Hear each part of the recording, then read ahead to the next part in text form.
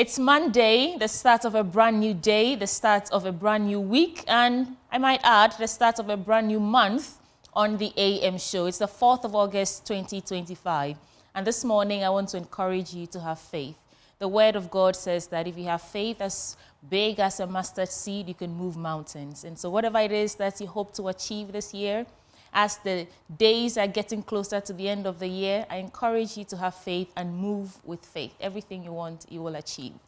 I'm Sweetie Abochi, like you already know, and I do this with Samuel Kojo Brace. This morning, let me tell you what to expect on the AM show. First, we'll start with the AM news.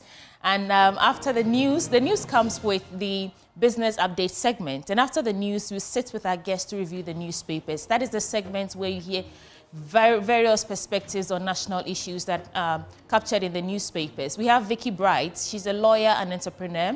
And we also have Dr. James Kwabena Bonfe Jr., PhD. She is the CEO of Census and also a lecturer at UPSA.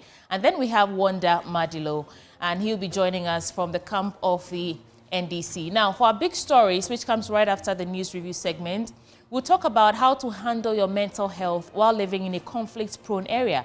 Case in point, Boko and Nkwanta South especially.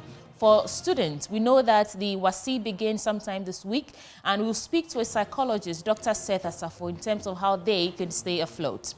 Now, we also take a look at the recent fires because Ghana National Fire Service is investigating a fire incident that ripped through some makeshift wooden structures and metal containers used for both commercial and residential purposes at Medina, Washing Bay, near Redco Flat on Sunday. That fire destroyed utility poles, personal effects, traders' wares, and structures worth thousands of Ghana cedis. We have a conversation on that to understand exactly what the Ghana Fire Service is doing. Also, government says it has stepped up its efforts against illegal mining. That conversation is also on the beats this morning. We'll bring you all the details. And some drive-bys, we also bring you some updates from Fidelity Bank. There are a number of conversations that come later after our big stories, and you want to stay with us. We're coming to you live from our studio at Koko Memle, broadcasting to all 16 regions on the Joy News channel, around the world on myjoyonline.com, on Facebook, on X Spaces, and on YouTube. Folks, welcome aboard. It's a privilege to get to usher or steer the conversations for you. The AM show is sponsored by Syntex Tanks. Syntex Tank, a strong, a tough. First item on our order now, the AM News.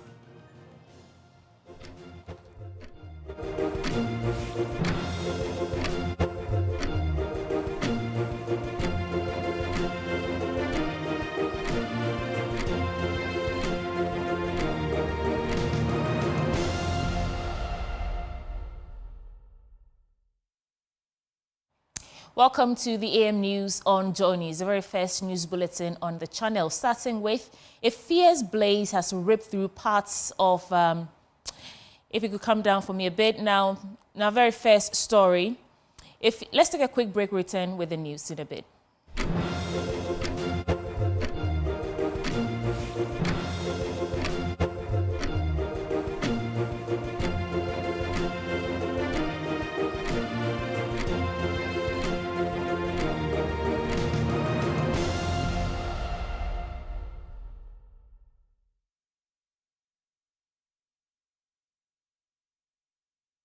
Apologies for that. In our very first story, a fierce blaze has ripped through parts of Medina Ritz Junction slum in Accra, destroying over 50 wooden structures and metal containers. The midday fire displaced scores of residents and traders, many of whom say this is not the first time tragedy has struck the area.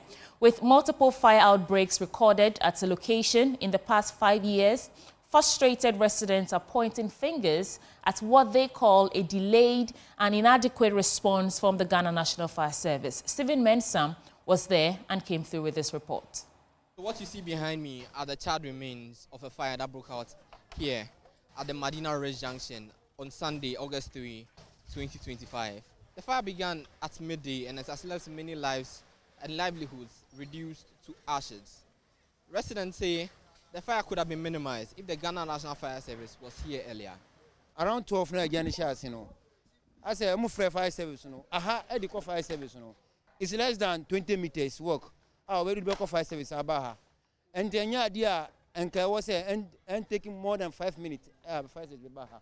Now I'm branding the pure water and do me, Jano. First, we ban a Janasa, I can see other shop. I could see shops one. Idea, if you say almost best, almost 300 to 400 shops in Yatmash within 2 hours. Every 3 months, be a Jan Eshiwaha. Here is a very big business place that a lot of activities go on. Fashion designers, seamstress, hairdressers, a lot of things. So when we say we've lost property, I mean we've lost a lot of property here. A lot. When you see that your friend's life is at risk, whatever, all the best in you that you can do just to save that person. Can you do that to support? And forget about social media. Are you videoing the person? Me drinks the na she me container na no who ye na frase ha no say eba enti yampuni anim say bedru esro ha no say mimi hu say ehye na fire service for no so free aha omoko ase ho no ti anim say omoko yide o betimi adum no ye hu ye na adru ye shop ho awie. In response, Deputy Director of Operations for the Ghana National Fire Service says the fire has been brought under control and preliminary investigations are ongoing as to ascertain the cause of the fire. They were trying to take out their belongings and not coming to the fire station. We saw the fire in the air and then we came here before they even got to the station to report it. So it's not about a matter of not coming here early. Madina Fire Station is just 2 minutes away from here. As you can see, the fire involves multiple wooden structures and containers here.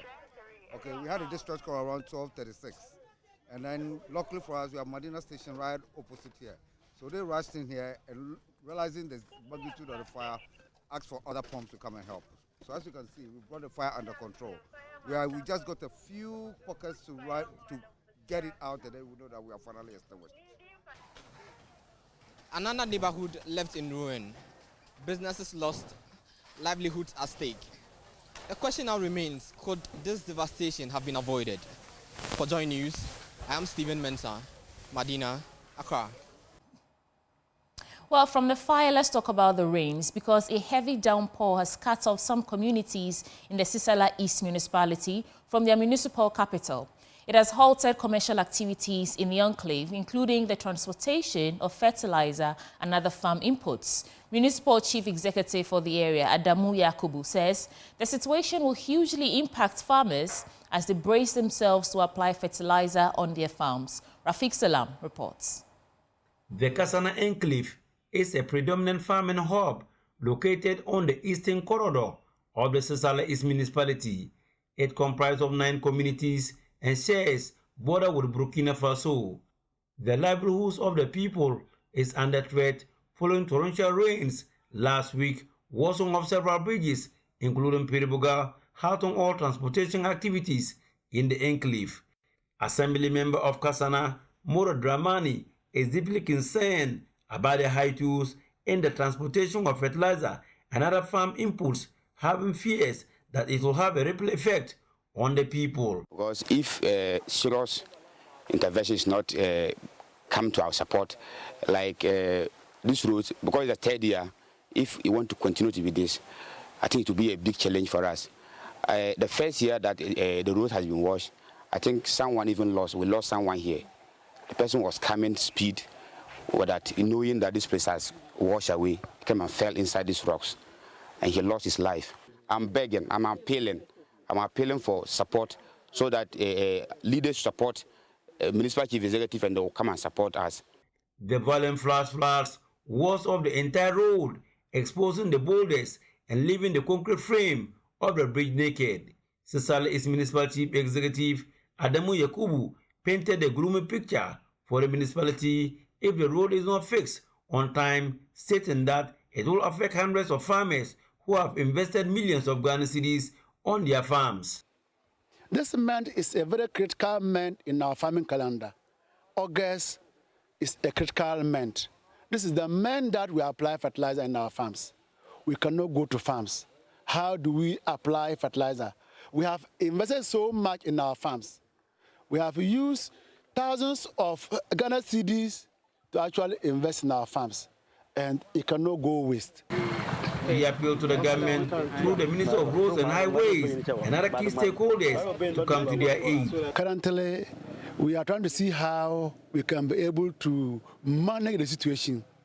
by engaging our drip equipment, but that will be a temporary measure. This is not the only place that we have a problem. Within the municipality, we have similar situations just like what we are seeing here. Crossing from one end of the road to the other, even on a motorbike, is not a child's play. Farmers using their motorbikes to transport fertilizers on the bumpy, undulating, and gaping hole boulder exposed road have to offload some of the fertilizers to enable them meander their way through. Reporting for Joy News, Rafik Salam, Pir Buga. In other stories, NPP's Bono East Regional Chairman Ibrahim Baba Bukari has rejected the police's claims linking his younger brother Seydou Bukari, who's 36 years old, to a robbery gang, insisting the narrative is false. In a sharp rebuttal following the police service's social media statement, the chairman denied that his brother was a criminal and had no ties to any gang. He expressed deep suspicion that the operation may have been deliberately targeted at him, describing the incident as chilling and politically worrying. But first, a report by my colleague Anna Sabit capturing grieving relatives pointing fingers at the police and alleging foul play. Police led the Bukari family to the Holy Family Hospital's morgue. There, they made the organizing confirmation.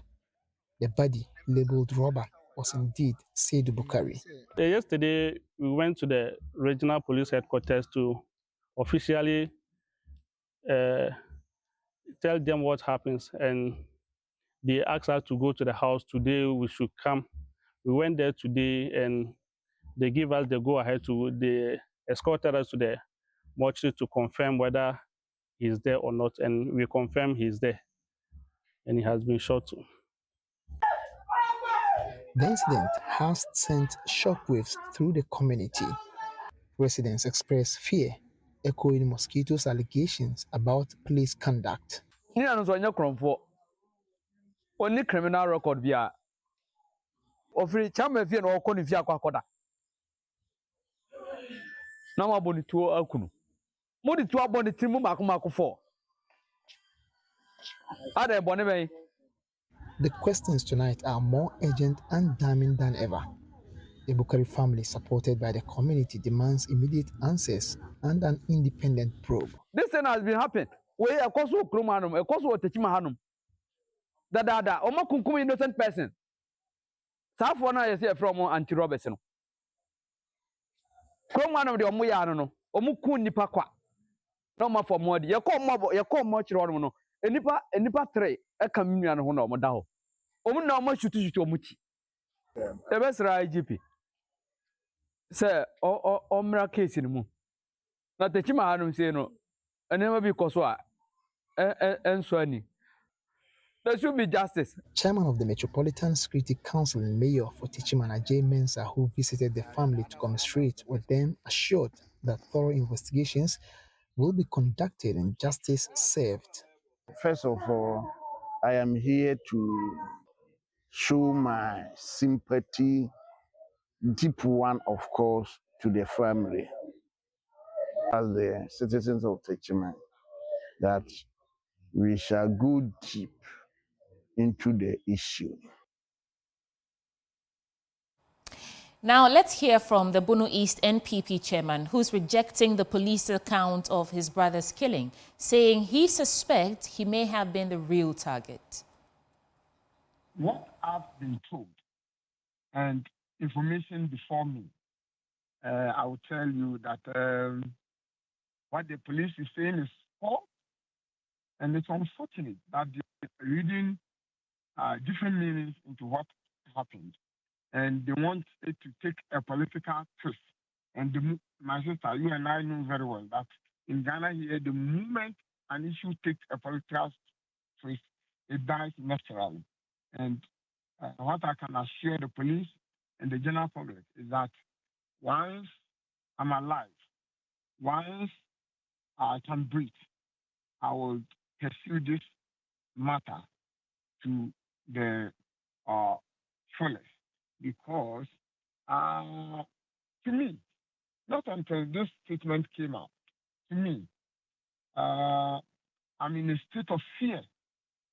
I thought, to me, They didn't come there for my brother.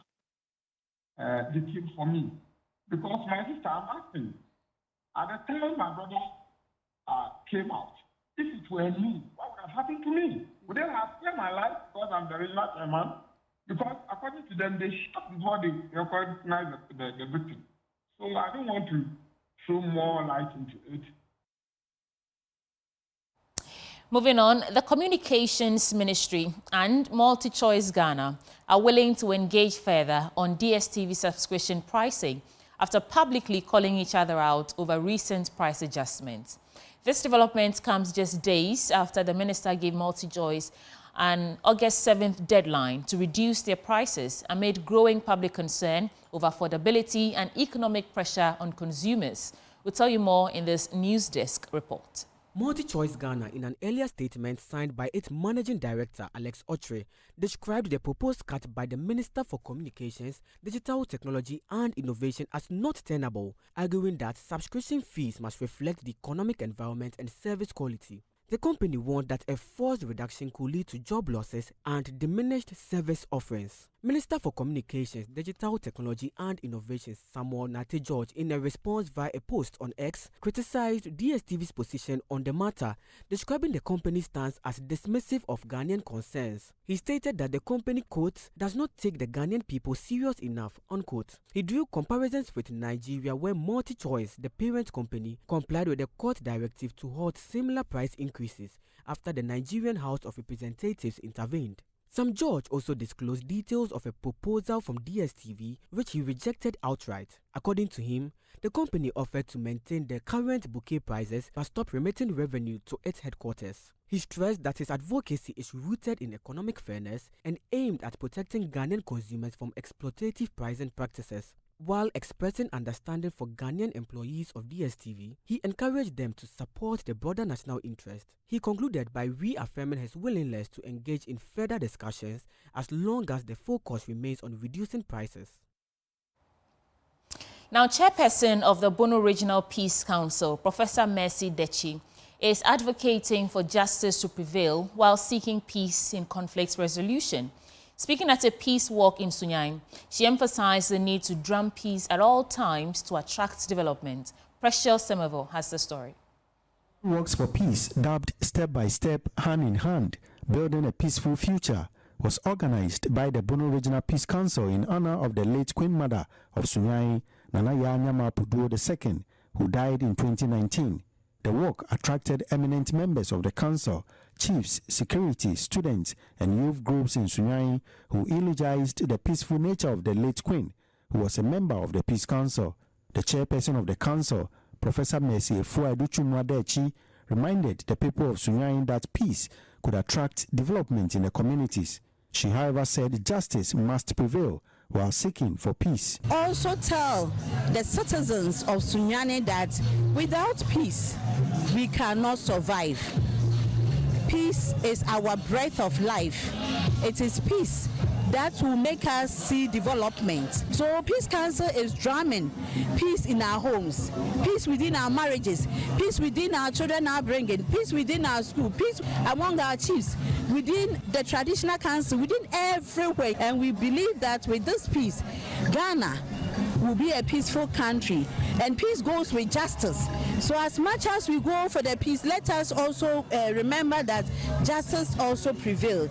The Bishop of the Methodist Church, Sunyani Diocese, and an eminent council member, Right Reverend Koku Efa, urged religious groups to equip members with peace talks for manifestation in the communities. As ministers of the gospel, I will say that we have to begin from our home. That is the genesis.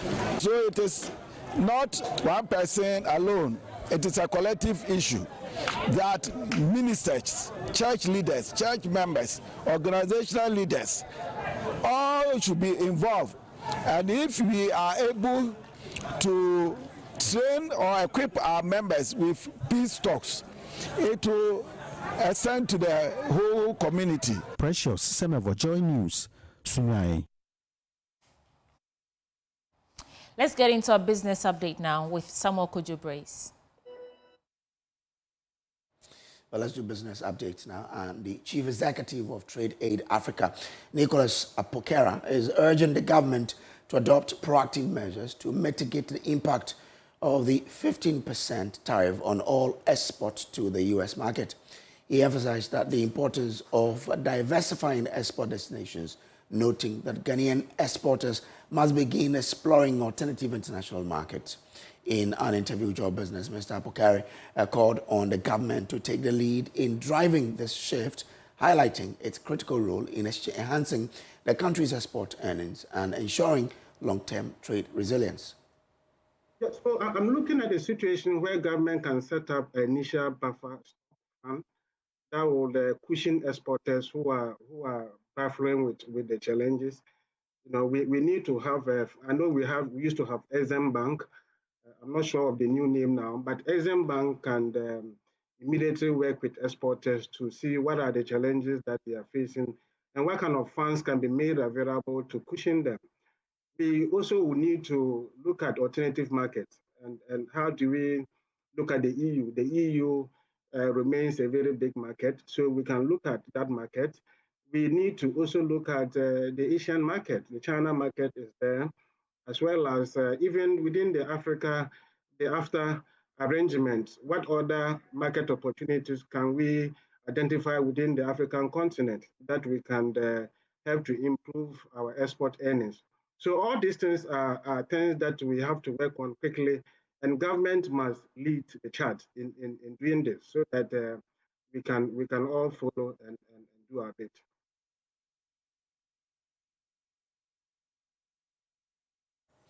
Well, the African Federation of Miners and Mineral Wealth has resolved to establish its own investment company aimed at transforming Africa's mineral wealth into tangible benefits. This groundbreaking decision made at the Federation's second executive board meeting in Lusaka, Zambia, marks a pivotal shift in how African mining unions intend to engage with the continent's vast natural resources. Abdul Momen Bana is the General Secretary of Ghana Mine Workers Union. We are the workers. We are the workers. Government can put together the policies, but it takes us to produce the gold, the manganese, the bauxite, the lithium. It takes workers to do that. And so we have come to a stage, and we are convinced by all the engagements that we have had over the period since 2023. We're convinced that a united Federation of Workers of Africa operating within the mining space, if we pool our resources together through the crowdfunding logic, we will be able to set up an investment company. And that investment company, we believe, will be in a good position to acquire and develop mining companies solely for the benefit of Africa and its people. That does it for the business update on the AM News. Sports is up next.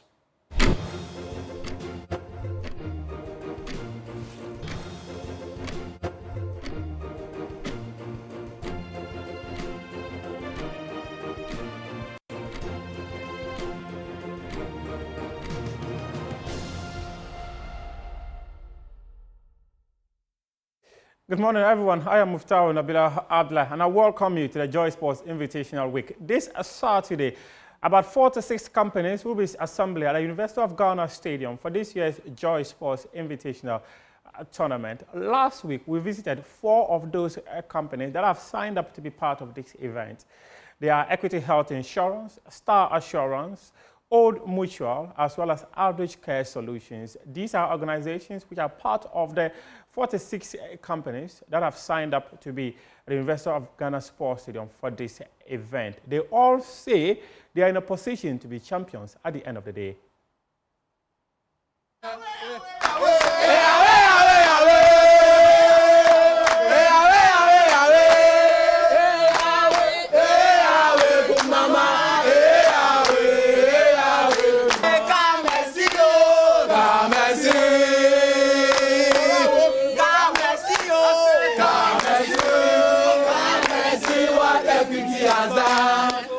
and see what equity has done.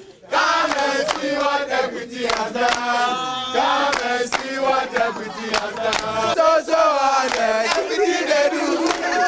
So honest, everything they do. Secure your health, protect your future. So honest, equity they do. In fact, if your health is secured, you get this kind of energy. I can understand. I can understand. Your health is secured and your future too is well protected. That's what equity stands for. And that is clearly what their staff here have exhibited ahead of the Joy Sports Invitational Tournament happening at the University of Ghana Stadium on August 9. I have personally experienced what equity health insurance can do, and as someone who has experienced it, I'll tell you that the best health insurance to engage is equity health insurance. Hey!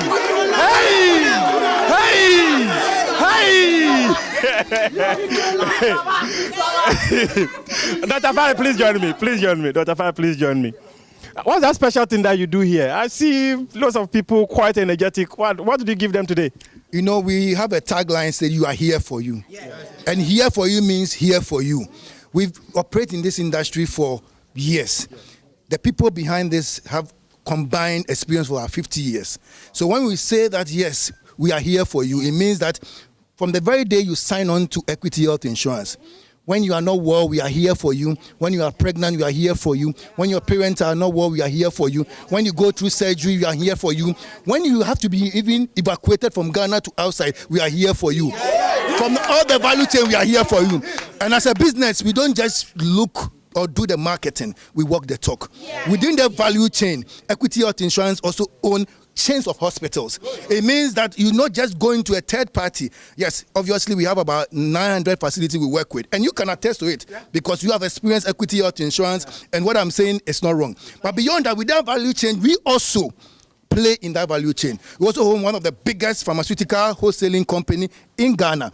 And beyond that, our drug delivery and those who are on chronic condition, which is chronic management, I can attest to you that at any point in time, we are here for it. And that's why you see this energy. That's why you see this vibrance. And that's why you see that energetic team ready to serve. And on the 9th of August, what I'm sending signal to the people, I went on retirement, but I'm back. Yes.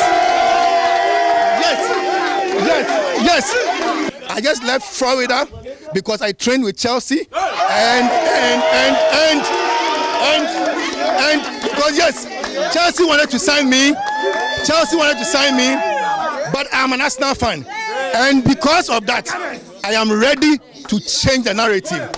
Anyone who is ready, they should meet me there. The CEO's penalty, they will see us there, and the team, all the sports events, we are there, and I can assure you that Equity Health Insurance, if you can see, it is what we do every day.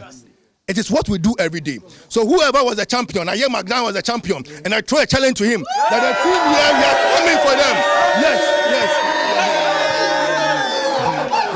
Take it over, yeah!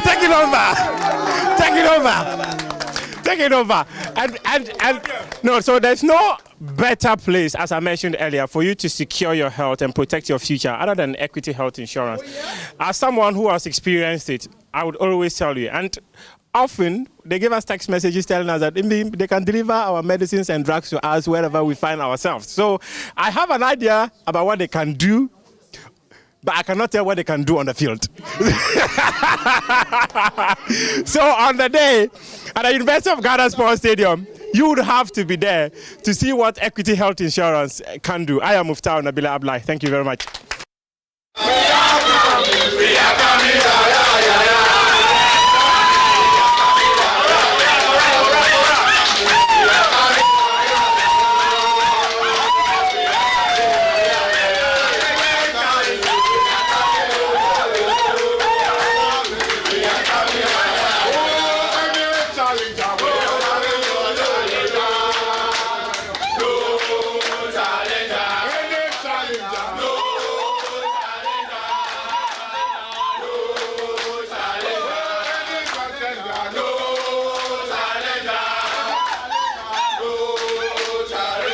You know what?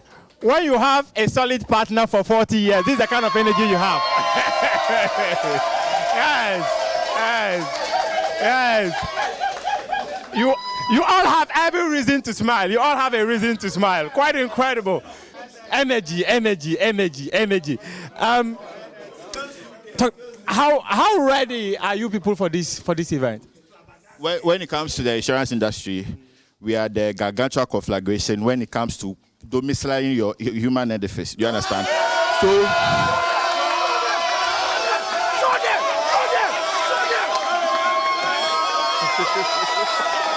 So on Saturday, we are going to let everybody understand that the architectural construction of the Great Nations Peninsula was not perambulated in one rotation of the earth. So I'm the interpreter. Yes, I'll break it down. So all that he's saying, yes, is that Star Assurance, this year, look out for us. It's our maiden entry. I hope you understand that one. Yeah. But you should look out for us. Because as your solid partner, what he didn't add is the fact that we were able to pay claims to over 4,000 individuals. 4,000. Yes. And these clients were paid claims over 120 million. Ghana cities.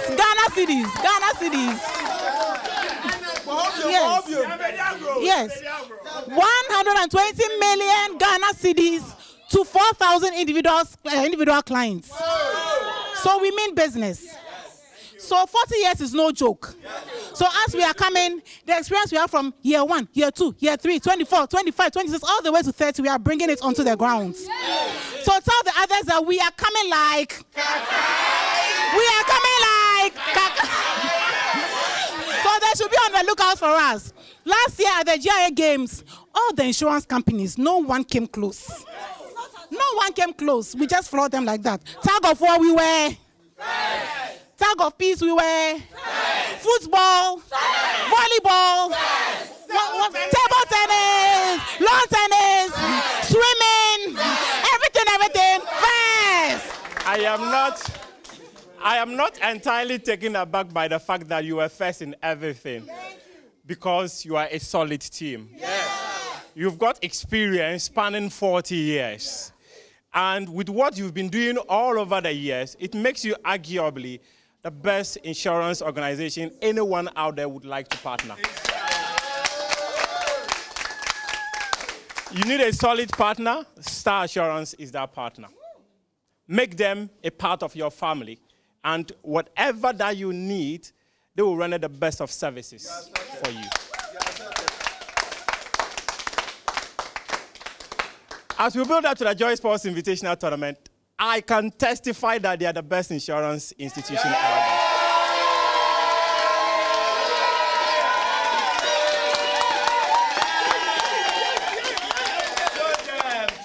there. What I cannot testify is whether they were champions. Wow. Evidence, indeed. Yes. Yeah. Indeed. Facts.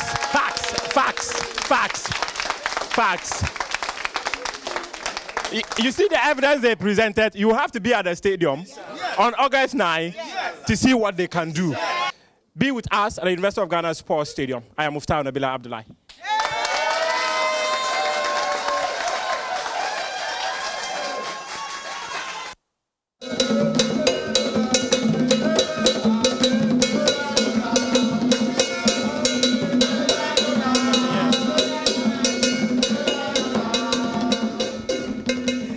When you have excellent care, right, the outcome is amazing. That's what Outreach stands for.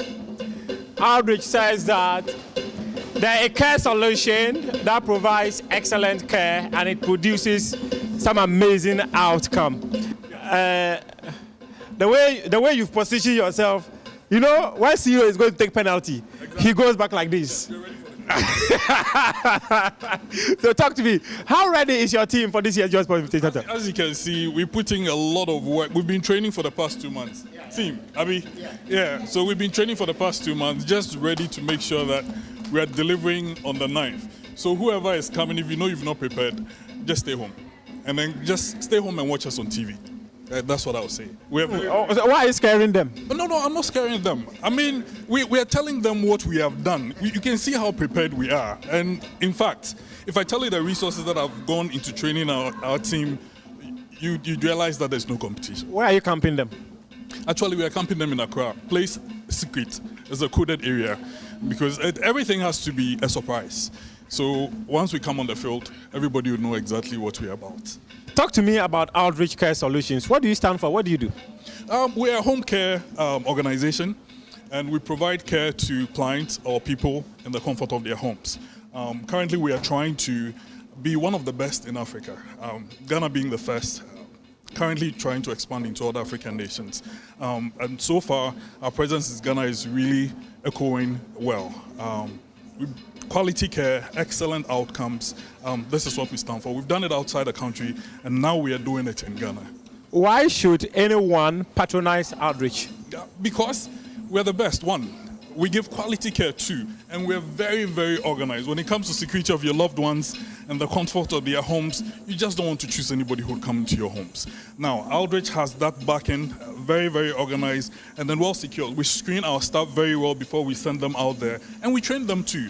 And our care is individual specific. So it means that no two people are the same.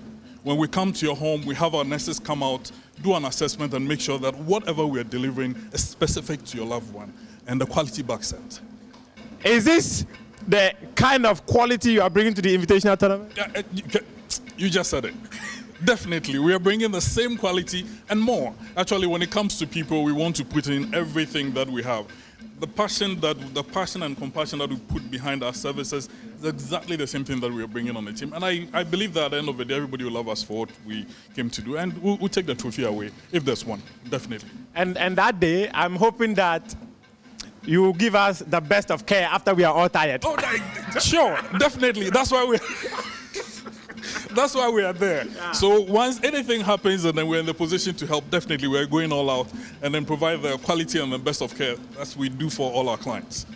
So do you need the best care to be given to you? There's no home to visit other than Outreach Care Solutions.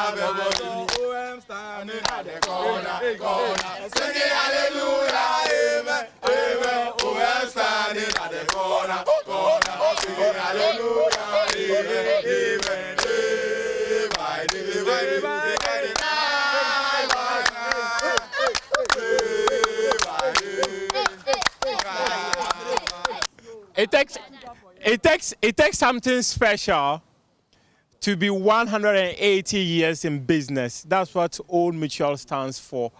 There's actually something special about this business. What makes your team very special? The way you're all watching away from the camera. Are you owing someone? Oh, the Obikada. I think Old Mutual is the brand that has come to stay. 180 years is not a joke thing. We actually are first when it comes to championing our customers, because I feel with our customers, they are the backbone of our company, and they are the reasons why we thrive each and every day. So Old Mutual is very up for actually looking into customer well-being and also investing in the future of people. Yeah. So how ready is your team for this year's Joy Sports Invitational Tournament? Oh, don't worry. Recently, we introduced our instant claims platform, and I think we are the fastest when it comes to claims now. So that's how we are going to be scoring the goals. Speedball. Are you doing the penalty shootout or the 100 meters? I think the 100 meters. Yeah, because I'm fast and furious. Hallelujah! Yeah. Hallelujah! Yeah.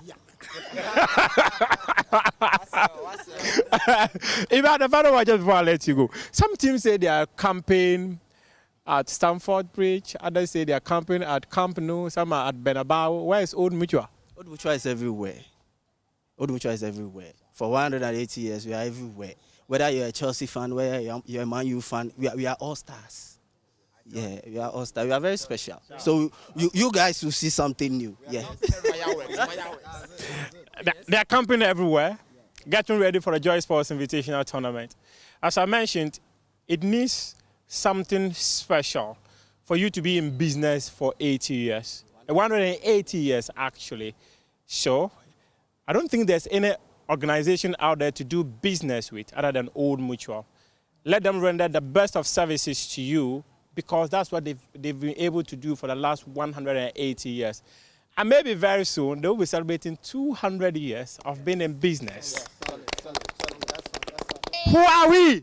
Old Mutual. Do great things every day. Continue to do great things. Thank you. This is our build-up to the Joy Sports Invitational Tournament. Registrations have closed. Tomorrow we'll be conducting the draw. It will be live on Joy Prime and also on Joy News at 8 a.m. We'll have representatives of the various companies in the studio for the draw of this year's Joy Sports Invitational Tournament. Head on to myjoyonline.com and read some more sports stories. We appreciate your company.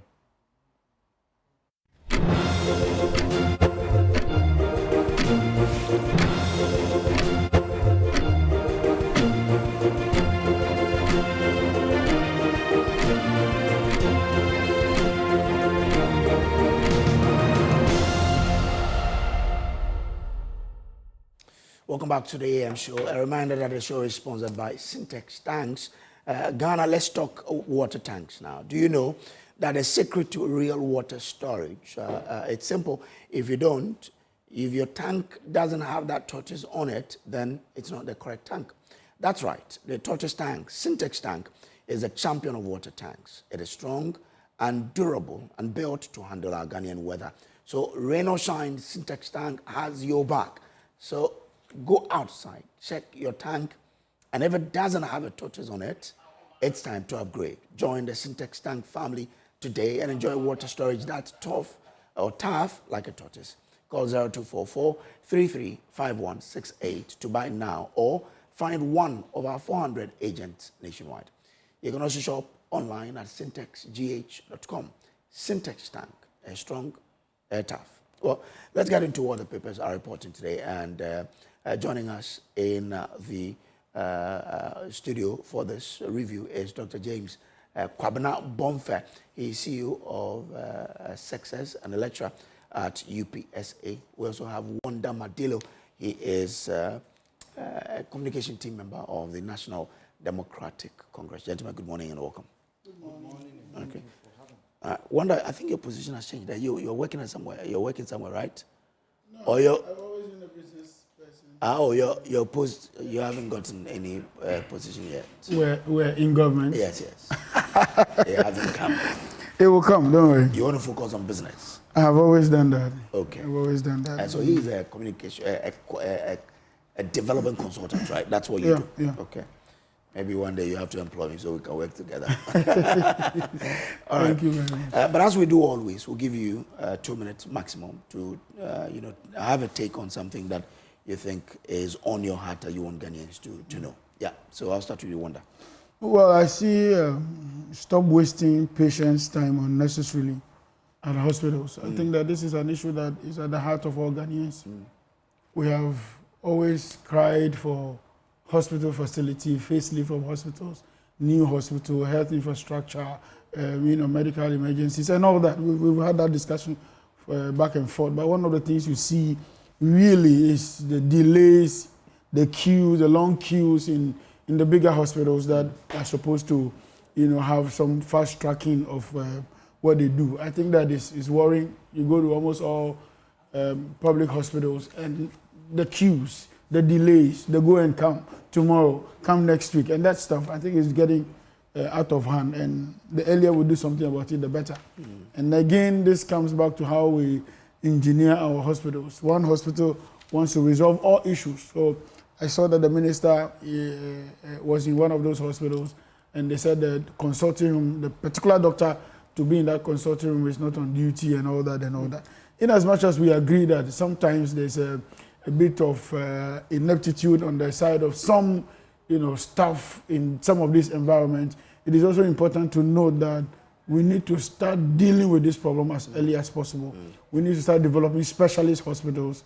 We need to start getting our facilities to deliver the kind of service you want them to deliver. A lot of training will also be required.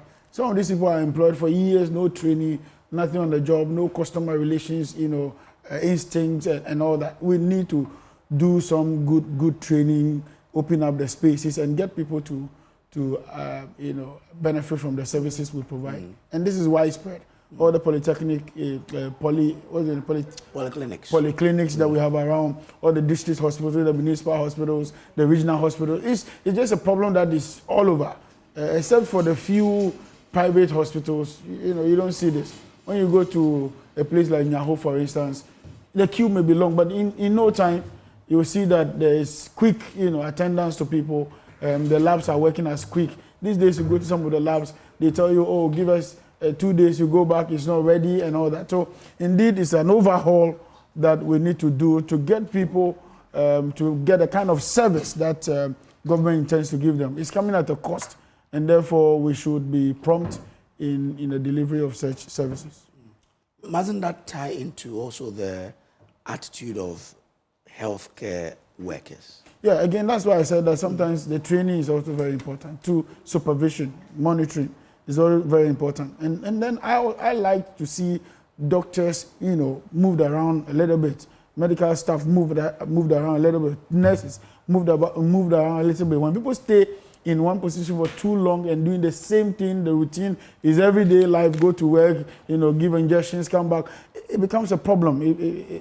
There's a certain boredom that, gets into it. So life and property saving is no longer of a priority because we've seen it all. What is death? Oh, we have seen people die. You are not the first to die. Somebody's in pain. They are telling you, oh, come tomorrow. Come tomorrow means what? Oh, it's nothing. You'll be fine. We have seen worse than this. I think those attitudes, are also of a concern. Many years ago, to be able to go to medical school or to do nursing or any of those, it was more like a calling. You see that the whole family, that's what they do. They have a passion for it and they are willing to do it and do it well. Unfortunately, lately, because of the influence of allowances and all that, some people have found it as a conduit for, making ends meet. And so the passion is not there and the drive is not there. And so you have to force them to do everything. So you see sometimes health professionals behave as though they have been forced to do what they are doing. If the passion is there, sometimes not even for the money. And I have seen a lot of the CHIPS compound where you have women, especially maternity, the women, midwives, those days of midwives, they were virtually like doctors in our communities because they had passion for the job and they do what they do with a lot of, they deliver people sometimes for free. So it's important that we go back to those days where people do these things for the passion for it, not for the ends meet or the financial gains they get out of it. Because sometimes you get into a health facility and the attitude the nurses are showing you is just mind-boggling. Some people will be on their phones. You just wonder why that happens. But again, the infrastructure bit should also be looked at. From where I come from, there is a hospital called the Diskov, the Nahima Dechi Hospital in Diskov. Recently, I got some videos from the theater, and no way. Yeah. That cannot be equated to healthcare delivery. Good. The room is, the ceilings are leaking badly. The walls are just, you see these green stuff on the walls. And I wonder if the person is, if I'm able to see, and you take me there for an operation. If it's not an emergency, I'm not sure I can't contain it. The room is so bad. And according to the people there, it's been like that, in years. Nobody is attending to it. Yeah. So sometimes you wonder the sort of, it boils down to supervision. Because if you do supervision, you probably know that this infrastructure is lacking. Because theater, healthcare delivery, we're told that the hospital or the clinic the environment itself should aid in the healing. But what is at Diskov Hospital? It's not aiding in any, healing process. It will even make it worse for you. So terrible. If that persists, the president should fire those responsible, especially the municipal chief executive, and those other people who work in that environment. You see, there's always... Why not the medical director of the municipality and not the MC? He doesn't sit on budget meetings. Oh, okay. It's not... He may make a proposal and they will like it, they may not like it. That stops it. He is just to manage the facility. But the facilities expansion, the facilities upgrade and all that lies with those who hold the purse, the public purse. Okay. And so that should be done in conjunction with the municipal health director. We have a municipal health director who works directly under the municipal chief executive and all that, including an MP in that place. So what kind of service are you providing for your people? I hear every time MPs say, well, we are just, what agents? We are lawmakers. But when they go to campaign, they don't talk about law. They talk about, I'll do this, I'll do that, I'll do this, I'll do that. And they get a lot of funding. They get money from the District Assembly Common Fund, they get money from NHIS, they get money from Govt Fund, which are support for the MPs to do their job. Why do you sit and come and tell us that I'm just a lawmaker, I don't have money and all that? Do you know how much money they make in terms of what they get from those courtesies in development? So these are some of the things we should holding them accountable, holding our municipal chief executives accountable, holding people who have positions, who have begged us to vote for us, accountable for some of these things. Okay. And I think that this is not an issue that can even come to the health ministry. They have internally generated funds. What do they use it for? They have other controls. What do they? In fact, the hospital even make some, what's the name? IGF. They make some internal generated. What do they use some of those funds for? So again, yes, I agree that is the monitoring, is the supervision, but again, the one who holds the public purse must also be held accountable. Okay, all right. So if my MC is listening, my MC is my senior brother anyway. So Eben said here, they say the bene, my cause wrong my hospital can work also take charge. Into bon modern. Na come from hospital na ke theater my debate agrana ye debe more because according to Wonder Madilo moya hold the public purse here nti ye debe more. If you have to put pressure on the municipal health director as well as the medical director of Disco Hospital, let them do it. Nana Hima Dechi Hospital here, that kind of support, the theater is so bad, is in a terrible shape in Tibegra. Let me come to James Commonabonfe. Yes, maximum of 2 minutes. Okay, so I shared a photo with you over the weekend. I used the is it the Liberation Road from 37 towards University of Ghana, and the footbridge at Spanner Junction, the Tetekwashi. You see in the picture somebody hanging clothes there to sell. This is the beginning. It's a weekend. We've seen it. The last time I sat on this network and spoke about a billboard advertising something just by a police station, it is still there. Some way, somehow, I feel that our security architecture must be up and doing. Our intelligence system and the managers of the intelligence system should be doing better. Over the weekend, I saw in a report where the National Security Coordinator was complaining about the conduct of some of their personnel, going out there to disgrace the outfit by their conduct. These are the things that you should be chasing. Monitoring conversations in the morning on media platforms. Now, intelligence gathering has an open source. What we say on air, what we say on set are avenues or pointers to lead you into directions of ensuring that there is safety of the citizenry, our boundaries are guided and guarded, and above all, we are able to go about our businesses in tranquility. For me, that's the most important thing. And to end on a good advice or admonition that was given in the book of Micah 6 verse 8, that, what does the Lord require of you? To act right. You can act right when you think right. To walk just before the Lord. Show mercy and be humble in your dealings with one another. And be loving and love. If we do this and we allow the fear of God to live within us, I am sure that we will make Ghana proud and display that the African, the black man, is capable of managing his own affairs. All right, that's lawyer Kwabena Bonfair there. So we've also been joined in the studio by lawyer Vicky Bright. She is a legal practitioner and an entrepreneur as well. Lawyer, good morning. Morning. Trust you're well. Your weekend was good? I'm well. My weekend was great. Thank you. Great. Okay. Yes. So 2 minutes for you to give us what you want to talk about. Two things. Mpox is the first thing that's on my mind because we're now at 302 cases. I think last week we were, I can't remember what the numbers were, but I brought it up again, and the numbers keep, inflating. I think we need to be addressed by the Ghana Health Service or the minister on this matter and to educate Ghanaians better on how to protect ourselves. Because we started with 2, we're now at 302, and we don't know where we'll be this time next month. So it's not something that can just be ignored. And I'm sure they're doing something to contain it, but we need to know because it's a question of trust, public trust, and calming people down because people are beginning to be very worried about it. So please, Minister of Health, address us on this matter and let us know how best to protect ourselves. Okay, that's on Mpox. Mpox, yes. The second thing is an interesting case, actually, regarding a UK Ghanaian citizen, little boy of 14 years, whose parents took him to England to try and, improve his life.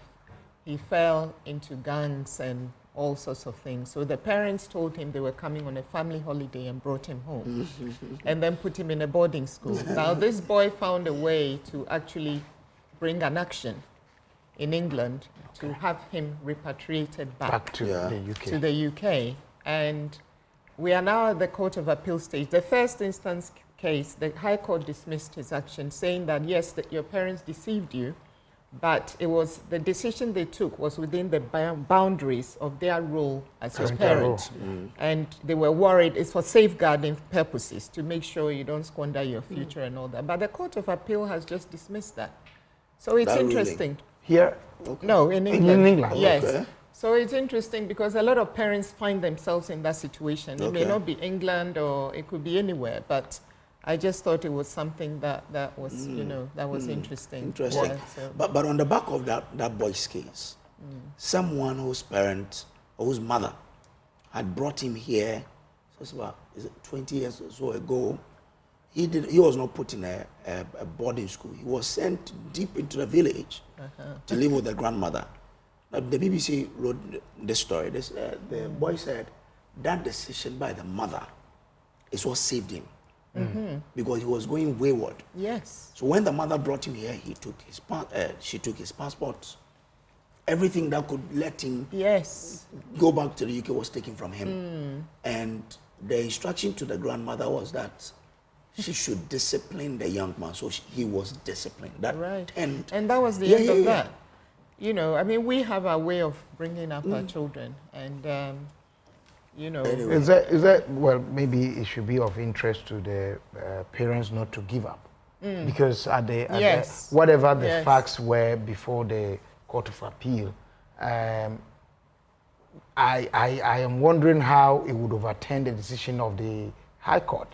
But they would also have a right to appeal that decision. To appeal all the way. All the way to the Supreme Court. Interesting.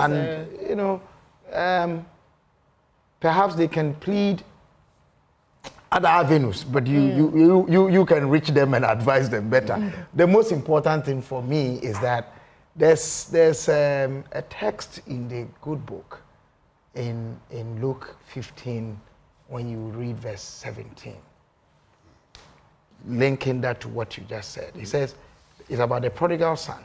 He said, and when he came to himself, there are situations and conditions that must connect us to our reality. That will force us to think and rethink positions. And that is the only time that a person can realize and see a real state of dissatisfaction based on which they must move out and get better.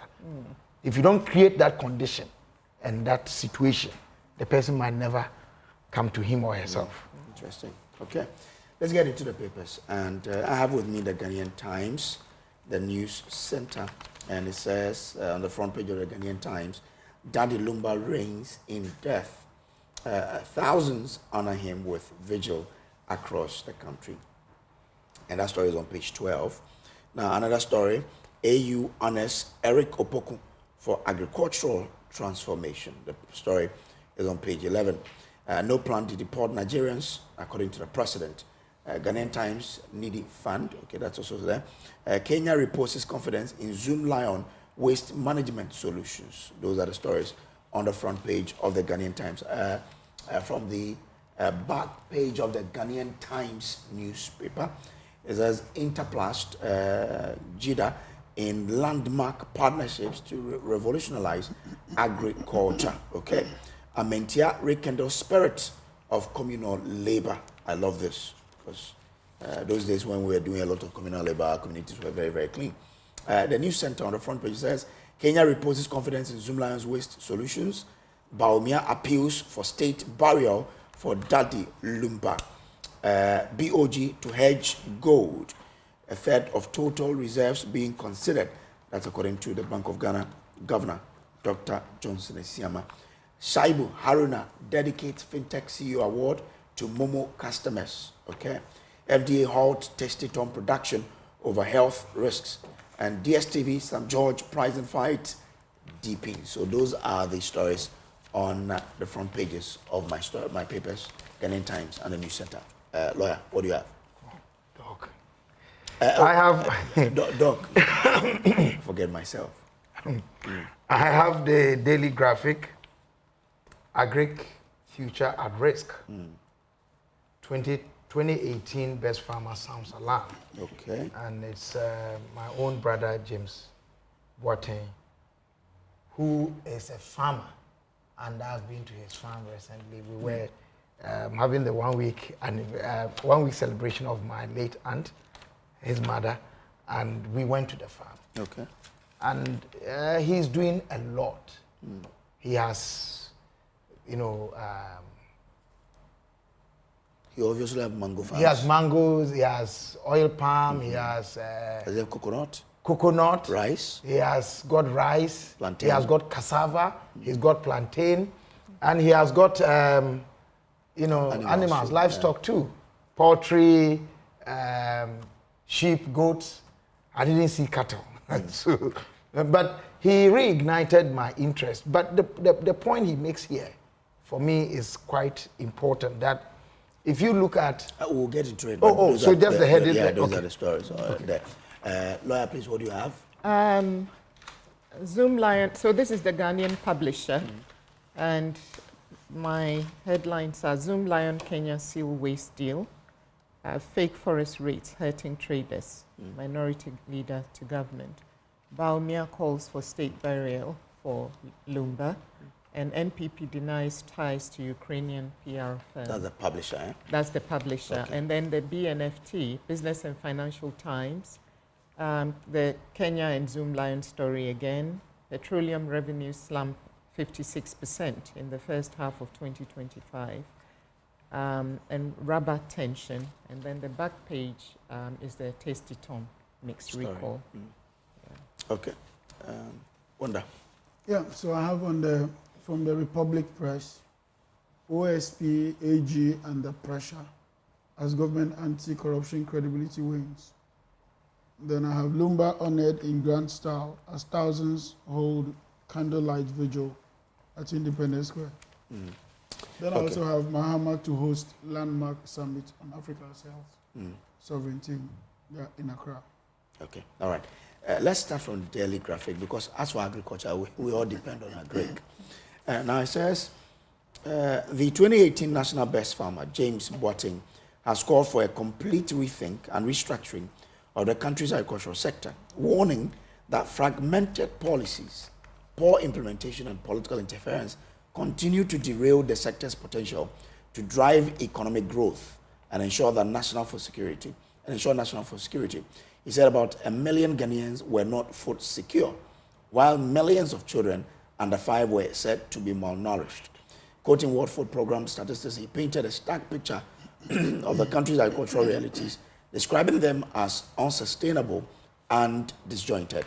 Delivering the keynote address at the Legon Presec conversation under the Boabab tree on the theme towards a holistic approach to agriculture in Ghana, Mr. Boateng blamed the situation on erratic weather patterns, high inflation, weak policy execution, and a disconnect between agricultural planning and ground-level realities. Quote, there is often a big gap between policy formulation and implementation. Policies change with every government, which create uncertainty and disrupt progress, unquote, the former national best farmer lamented. So that's a problem confronting our sector in Ghana. But this is cyclical. It's been happening. So what do we need to do, really? Lawyer, Doc, let me start with you. So I like to quote the Omani of Isikado Nana Kobnanketia, the Fed, who said that to develop is to stop or avoid repeating mistakes. Once we have identified what the issues are, the challenges are, we must make the important interventions, take the necessary steps, and ensure that we are disciplined in living by those steps. What are they? Number one, which is an issue that is raised when you read the story further, is the land tenure system, the land regime. How much land is available and how accessible is land to those who want to farm. Then you have got the issue of the connection between policy and implementation from the governmental level to the individual practitioner at the local level who wants to embark on farming. Then you have the psychology bit, which is the orientation about farming. Is it, somebody says don't invest in the bush, but most money, or where you make money, is the bush. So how do we reorient ourselves that farming is not a punishment, or going into the bush is not a punishment, but it is a source of wealth if you are able to go further. And he laments the fact that you have people who are turning their farms into illegal mining because it appears that it's an easy way to make money through illegal mining than to spend time and work in the farm over time and wait for the dividends. Then you have got the issue of marketing or markets. How much market is available for produce, and when they have been produced, how accessible are our roads to these markets for them, the farmers, to go and sell. All these must be coordinated. And once we coordinate and we listen to those who are practicing and those who are interested in ensuring that things go well, we would be making a headway. And Kojo, perhaps the last point I want to make here is the tailoring of our tastes to what we produce. Around 2006, if I recall the date well, His Excellency, former President John Ajikun Kufuor, in one of the State of the Nation addresses said that we must produce what we eat. Yes. Eat what we can and can what we can't. That was a profound statement. In it was the issue of, managing our taste. Do we eat what we produce? We have a taste for imported rice. Is that good for our system? How much are we able to produce? If we are producing anything at all, when we say that we want to cut down on imports, are we producing enough for Ghanaians? Otherwise, you'll be cutting down on imports and yet you'll be starving your people. So we need to look at that statement again and see to it that we generate an export system from that. He talked about the total of money revenue that we got from agricultural export being 27, I think exports being 27 million, and what we got, yes, he said the country earned about 27 billion annually from exports. Agriculture contributed a mere 3 billion to this figure, even with cocoa included. So how can we up the game from the agriculture side? If agric is going to do about 6 to 10 billion, what it means is that our export, that is about 27, is going to go beyond, and 30, and we have the capacity with good sunlight, land, water, and what have you. So we can farm all year long. But if our taste is not there for what we produce, we are going to have a problem. And then we need the discipline to say that if we are cutting down on some export, as we are producing enough for ourselves and to export some, we must be disciplined not to be misled or pushed into allowing our friends who are benefiting from that industry to back down on that, because we have seen it many times that we say that we are putting embargo on poultry importation to aid the local production. Either the local production is not coming, or within 2, 3, 4 days we do a U-turn and then walk down on our own ways. We need to be consistent. It will not take all of a sudden, but consistent persistence is what we need to make the progress that we all will require as a country. I'll come back to a story in the Times that is tagged to that, tied to this one. But let me bring in Wanda Matilo. Wanda, James speaks about or refers to a statement former President Kufuor made about let's grow what we eat. There is an issue about pricing as well. That the Ghanaian will always look at what is cheap. But what we produce in Ghana is not cheap. I'm in the rice and poultry industry, so I know what's happening. How do we make the Ghanaian products competitive as well? Well, there are, when it comes to production, there are several factors, and some of them you can influence. Some are beyond your scope of influence, especially forex. You know that we do not have, we have some of the raw materials. In all this business about growing what you eat, eating what you grow, we largely again depend on imports. Import of fertilizers, import of inputs, even the seeds sometimes, some of them are imported, into this country. Now, beyond that is also the cost of producing what you are producing. Land is expensive in this country. If not, they are far away from you. Because, for instance, I needed about 100 acres of land in Accra. I may not get. I may have to go beyond. So transport is also going to impact what I am doing. Then preservation is also going to impact it. If I take off tomatoes from the stock today and it doesn't get to the market in 2 days, I have a challenge. And so all those factors tend to affect what we do when it comes to agriculture and the whole agricultural chain development. That's why I'm positive that we will be able to have a program that transcends governments. If Ghana was serious, with what a champion did or talked about, this grow what you eat or eat what you grow and all that. This thing started way back from a champion's government. Operation Feed Yourself. A champion actually took the leaf from Nkrumah. Well, no problem. But I'm talking about... So we did not take advantage of some of these opportunities. In fact, after the drought in 1983, when you used to have what you call the Rollins chain and all that, Ghana made some good progress in terms of agriculture, based on which Ghana was awarded this award for Rollins. The Hunger Project came into being and all that. And then UDS today came to be.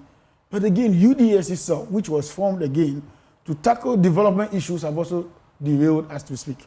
Because they've gone into doing all kinds of projects, programs now. And so the focus again is missing. So we start, but we are unable to put together a full-grown plan that transcends MBP, NDC, or CPP. And that's what my senior, Mr. Boatin, talked about. Luckily for me, I also went to Presec Legon. So he's a member of the alumni, and I'm very proud of him as a former student. And we have always said this, that the problem with our agriculture is not even the people. People are willing to go into agriculture. Credit is not available. We had an agricultural development bank in this country. that was solely put together to support agriculture. No doubt their name. Today they have even run away from that Agric Bank to ADB. They don't even want to be told. They don't want us to even mention that once upon a time they were dedicated to agriculture. Today they are going to commercial, dealings. So that again is lost. We used to have a bank in this country called Bank for Housing and Construction. It's also gone. They are all doing something else. So we start the plan, good plans, we are not able to run it through. And that's where our problem is. We should be able as a country, and the large plank of our country's development goals should be around agriculture. Malaysia did this, and today they are far away from us. This palm plantation that we are talking about today, that in Ghana, when you grow palm, you can have this, you can have this. Malaysia started with us. In fact, we have independence. They had independence around the same time they had it. If you go to Malaysia today, you will drive several kilometers and you'll be driving through farm plantations, and it's all about palm plantations and all that. They came to learn from us, right? They came to learn from us. Today they have gone. So consistency is one of the things that we need to do as a country. In every sphere of life, from education to health, Ghana always starts first. Then we lose focus along the line. Then other countries come to copy and they stay at it. Even in business, even in our private life, what you get results for is the thing you stay at. What you keep doing and doing and doing is that thing that you get the results for. But if you're all over the place, jack of all trades, you will never be master of any. And so I think that as a country, we need to depoliticize Agric. In particular, food does not know political color. What I eat today, what you eat today, does not know NDC or MPP. If you're hungry, you're hungry. So at least those ones, we should take off political lenses and begin to have a program that develops agriculture. This week I was in Sawam, earlier in the week, and I saw a couple of pineapple plantations, and some of them, the leaves were growing very brown, and I'm saying, so can't we irrigate these farms? Do we always have to wait for the rains? Can't we find a way? Can't we drill a borehole and get a pump over it and get some sprinklers and do this? Why? Even to put fertilizer on plants, people are still doing the knapsack pumping thing to be able to spray a farm. Actually, you can actually put that in one whole water tank, drop it, and then the sprinklers take it for you, and in a few minutes it's done. So I think that the problem of our country is that we start things and we don't see to the full implementation. Lawyer, I mean, when Wanda was speaking, I could see you nodding.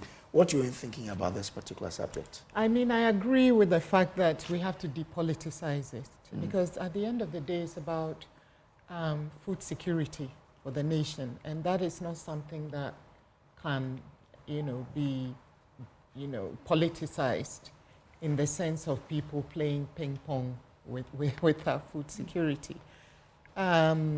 There are several things. I mean, my two brothers here have said a lot, and I agree with what they both said. I won't repeat them. What I will add is that, we have to develop a taste for Ghanaian food, which is the point that my brother Bonfa was making. I'm told when you go to Nigeria, even though you won't like how their rice is, but that's what you have and they on eat the plate. Yes, we have to develop a taste for our own food. We have to support our farmers. We have to go, whether it's the government together with the farmers' unions, to go on a Buy Ghana campaign, so that we develop a love for our food. You drive around Somanya and the mango growing regions in Ghana, and you see, mangoes rotting away. Wasted. Wasted. And then when that season is over, you're now looking for mangoes in the market, and they'll tell you, oh, it's past the season, so you can't get mangoes. The yam season has passed, so you can't get yam. So the shortage, there's always a shortage. We have to, look at these countries in Europe and in places where you have very cold weather that does not even support agriculture. They have greenhouses, and they make sure that there's food, or everything is available all year round and easily accessible to everybody. And look at us. We're bang on the equator. We have very fertile soil. We have rain. We have everything. We have the sunshine, and yet we have these cycles where there's, you know, you just can't find that particular thing. Oh, it's plantain season, you know, it's too late. You can't get plantain. We have to stop that now. Irrigation is a big problem. We have to look at whether it's greenhouses, so we have to find a way to make food available all year round. It's not rocket science. Other countries are doing it, and they've been doing it for a very, very long time.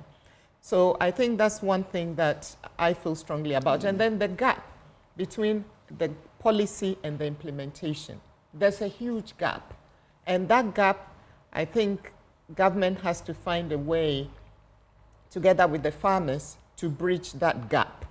Because as long as you have that gap, all these problems that we are all talking about will keep, you know, persisting. The other thing I'd like to talk about is genetically modified food. GM foods. Yes. I mean, we should not allow that here. I know it's already here, and my concern about that is the effect it has on the soil.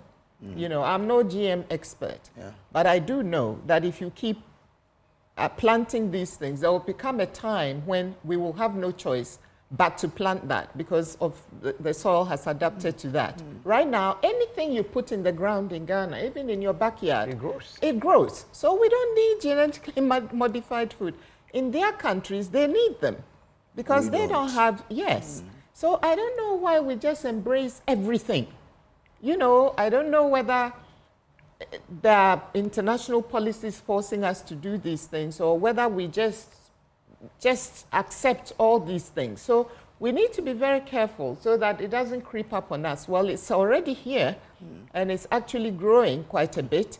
And I don't want to eat GM foods. And if the FDA is going to allow that, then they should be clearly labeled so that I, as a consumer, I have a choice to decide whether I want to eat these biologically manufactured foods or whether I want to stick to our naturally grown foods here. So don't just do it under stealth. Don't let us go into supermarkets and the market and buy things that we are putting in our bodies and we don't know whether they are real, i.e. organically grown or naturally grown Ghanaian soil, or whether genetically modified. Okay. You see, that is why, based on what Vicky just said, that is why you cannot take politics out of this conversation. And I get the point both of you made. My understanding is that it is the kind of politics, the bad politics of discontinuing good politics. Because at the end of the day, good policies. Yes. I think when I say take politics out, what I mean is that if we have policies that are working, then leave them. Leave them. Don't keep interfering and doing this. Today, this government comes and stirs it. Which is bad politics. Because at the end of the day, the entirety of our lives is governed by politics. We make choices. But the kinds of politics or the kind of politics that we do is the most important thing. And you see, all the things that we said here, the greenhousing and irrigation and all that. The Akosombo Dam project was tied. Agri-product too. Yeah, the Akosombo Dam project was tied to agriculture. The entirety of the Volta River, from the White Volta to the Black Volta, was supposed to be an irrigation source to water our lands throughout the year. These plans were laid. We knew the number of fishes that we needed in our rivers as part of the 7-year development plan that was truncated in 1966. The bad politics is when such a good policy is abandoned on the drawing board. And every time we discuss the needs that the country has on agriculture or in the area of the agriculture, it flashes back to such a plan and such a program. So we need to move away from the bad politics, which discontinues good policies, into the good politics that continues good policies for the good of our country. But tied into this is the AU honoring our Agric Minister, Eric Opoku, for agricultural transformation. Wanda, you might want to consider that, maybe a minute on it and then we can move on. No, I understand that there was an envoy, AU Special Envoy Office, that gave him the medal in merit for agric transformation and food security. The story says Eric Opoku has been honored with the Honorary Ambassador of Agenda 2063 by the Office of the Special Envoy to the African Union in recognition of his outstanding leadership in agricultural transformation and commitment to advancing food security in Ghana and Africa. He was also presented with the Diplomatic Medal of Merit in agricultural transformation and food security, acknowledging his contribution to sustainable development on the continent through agriculture. Yeah, so it goes beyond just Eric Opoku himself. It's actually based on the policies that have been implemented over this short period. We have the initiatives like the Feed Ghana program, which is ongoing. The farmer service centers also launched. You have the farm banks. Government is in the process of acquiring land banks for people who want to go into farming and all that. There's also the crop development, projects, that is to take care of maize, rice, soya, and sorghum. That is also on course. Then there's the Yeridia one, which is the vegetables, expansion program and all that. So it is not just Eric Opoku, it's government's plan or plank of programs that is targeted towards agriculture and food security. That don't also forget Eric Opoku himself is a farmer. He's been a farmer. He's been in this industry for a while before becoming a Greek minister and all that. So it fits into the gamut of issues government wants to do in the area of agriculture and all that. Okay, all right. Lawyer, you want to take a bite on this, or I should pass? No, pass. I mean, I just say, yeah, we're very happy with what the minister is doing. So we just need to see it through, follow all these things through. All right, Doc. Well, I think that this is part of the recognition we must have for achievements or efforts over time, collective, for the entirety of our country. I don't think that the recognition is in respect of what has been done in the past 7 months alone.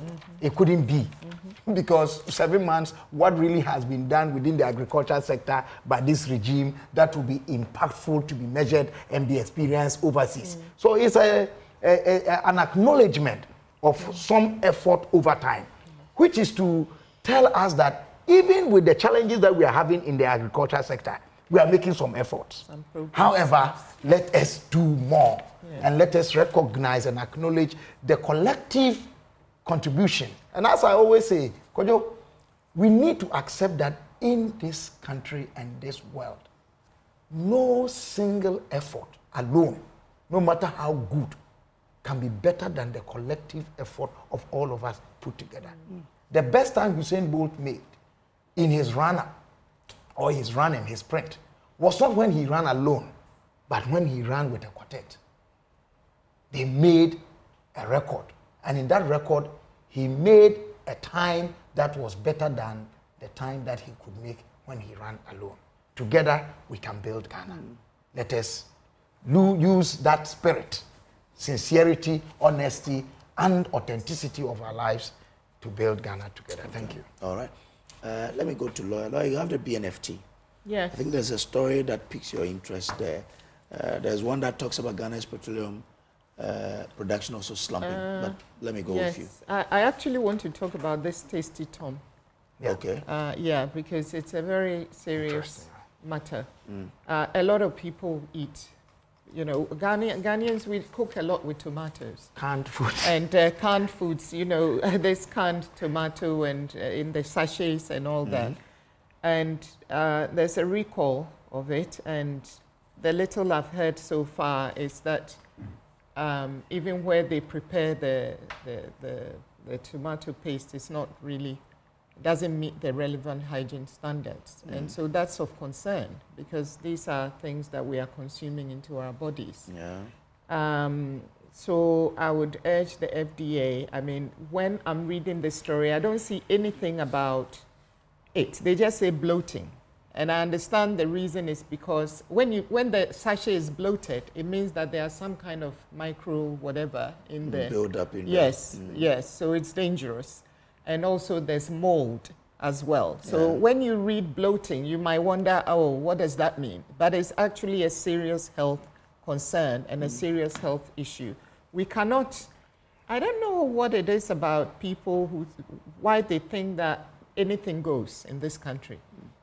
How can you be feeding us this kind of food? I mean, how? It's totally unacceptable. And when you read the story, they've kind of dressed it all up like, oh, it's just a recall and don't eat the food and just take it to your nearest whatever. No, it is bad food. We don't want that. You know, so they have to raise the standards. They really have to raise the standards and comply. All they have to do is to comply with the laws of this country and do, you know, produce food in accordance with the law. That's all. So that we are all comforted in the fact that it is healthy. The other thing I'm learning also is that a lot of these tomato pastes have like 7% tomatoes. The rest of it is all sorts of things. Oh, really? Yes, which we don't know about. So if that is the case, they should label it clearly. They should stop embellishing these things. They should label it clearly so that I know. You think you're eating tomatoes where you're You not. think you're eating tomatoes, and you're not. You're eating maybe 5% tomatoes with coloring and all sorts of things with all the E's. You know, whenever you see E, it means it's bad for you. So, you know, we are not guinea pigs here in this country. So please, don't use us as guinea pigs. Don't think that we don't know what's what, we don't know what we're about, and that anything goes. No, the days of anything goes in Ghana are over. So stop it. All food manufacturers, and I'm not suggesting there are some very responsible food manufacturers out there, and for those ones, you know, we commend you. But those who are cutting corners and playing cha-cha with Ghanaian life, stop it. If you're going to put things in food, then FDA, please, you must have a directive to compel these manufacturers to tell us what we are eating so that we have the choice. Don't make the choice for us by letting them keep quiet and embellishing these things. So that is something that I think we should raise out there, because a lot of people who can't afford real tomatoes, because tomatoes have become very expensive, they use these packs, the sachets, thinking that at least they'll have some tomatoes that way, and they cook with it because they can't afford the fresh tomatoes. So once again, you know, the more vulnerable people in our society are suffering, and it's not acceptable. Okay. So stop it. Now, if you go into the details on the news center, it says, in a strongly worded statement released on Sunday, August 3, the FDA confirmed that the decision follows an earlier directive for a nationwide recall of all canned variant of Tasty Tom and Rich Tomato Mix, along with specific batches of the product in 380 gram and 1.05 kg pouches. Says the move comes into, okay, blah, blah, blah. Then it continues to say that according to the FDA's findings, Nutrifood's factory operations showed alarming lapses in both equipment maintenance and safety monitoring systems. The regulatory body discovered that faulty sealing mechanisms in the canned tomato mix had allowed contaminant to penetrate the product. Several pouches were reported to be visibly bloated. You're speaking about that. Then it says, okay, in January 2025, the company had already been barred from producing the tomato mix due to similar concerns. The recurrence of such violations has raised critical questions about the company's commitment to food safety and its adherence to public health protocols.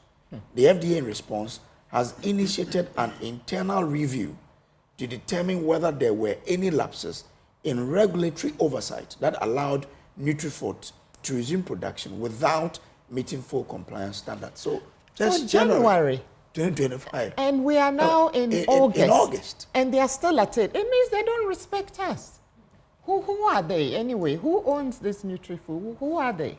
Well, we have Is it a Ghanaian company or a foreign company? We have to dig. I'll try and do something. Yeah, no, we have to. I mean, they should stop it. It's ridiculous. Most of the time, it will amaze you that even if they are foreign, they have some Ghanaian characters in there. But I just want to know who they are. Concerned that up to this stage, the FDA together with the GSA, Ghana Standards Authority, they have not invoked their regulatory powers to close down this company in the meantime. Yes. Pending the outcome of the investigations. And I'm particularly happy that FDA is also, from what you read, they are instituting an internal review mechanisms to ascertain. There are officers who were assigned to go there. But Doc, doesn't it answer your fears? It says, ordered the immediate suspension of the manufacture of Tasty Tom enriched tomato mix, warning that serious health and safety violations at the production facility of Nutrifoods Ghana Limited pose a direct danger to human life. Is it not that enough, or is you just suspension of one of that thing. Is that the only thing they produce? Or they even produce biscuits. So that's what I'm saying, that this is enough basis to warrant the invocation of their regulatory powers to suspend that company over all their products. Yes. What if they are following the standards in terms of other products? If there is no issue whatsoever with that, with the other products, fine, that one. But even this will give me cause to be concerned about their other products. If they can do this, you see, there's a saying in Akan that abononyana on kawa on finishing trail. Okay, I mean this is life. It's about life. Yes, and we are told that this is based on complaints. Now the FDA is saying that why this has gone on with their own supposed regulatory monitoring is something that they want to investigate. So I want to look at it from that angle. But it also raises the issue that this may not be just the only company. Yes. What about the other food producing companies around? How much routine checks do we have to be sure that they meet their standards?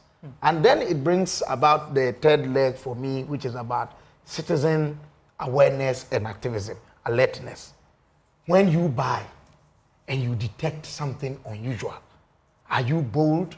Are you conscious? And are you ready to go and report? And do we have these consent platforms where one can easily reach out and send information? If this matter had not come up in the media and generated discussions on this, I mean, how many people would be aware? So we need that frontline connection between our regulatory agencies and the consumer. Yeah, and you know, between January and now, how many people have used Tasty Tom to cook? I bet all of us have. Yes. You are eating somewhere that they use yes. Especially if you eat outside. Yes. Oh, but even in our homes. Even in our homes. Yes. But so I just okay. So this is what I found on the olamgroup.com. Okay. Says Nutrifoods Ghana Limited, a joint venture between Olam and Sanyo Foods. Olam Ghana. Yes. Sanyo, no, this is Olam. Olam. That's it's a global. Yes, Olam. Is a global. Olam is a huge conglomerate. So that's it. So Sanyo sounds Ghanaian. Sanyo. So we have to go into what Sanyo is. So whoever they are, we don't care. All we care about is our health and safety as Ghanaians, and stop playing ping pong with our lives. Okay. Which means we kill ourselves.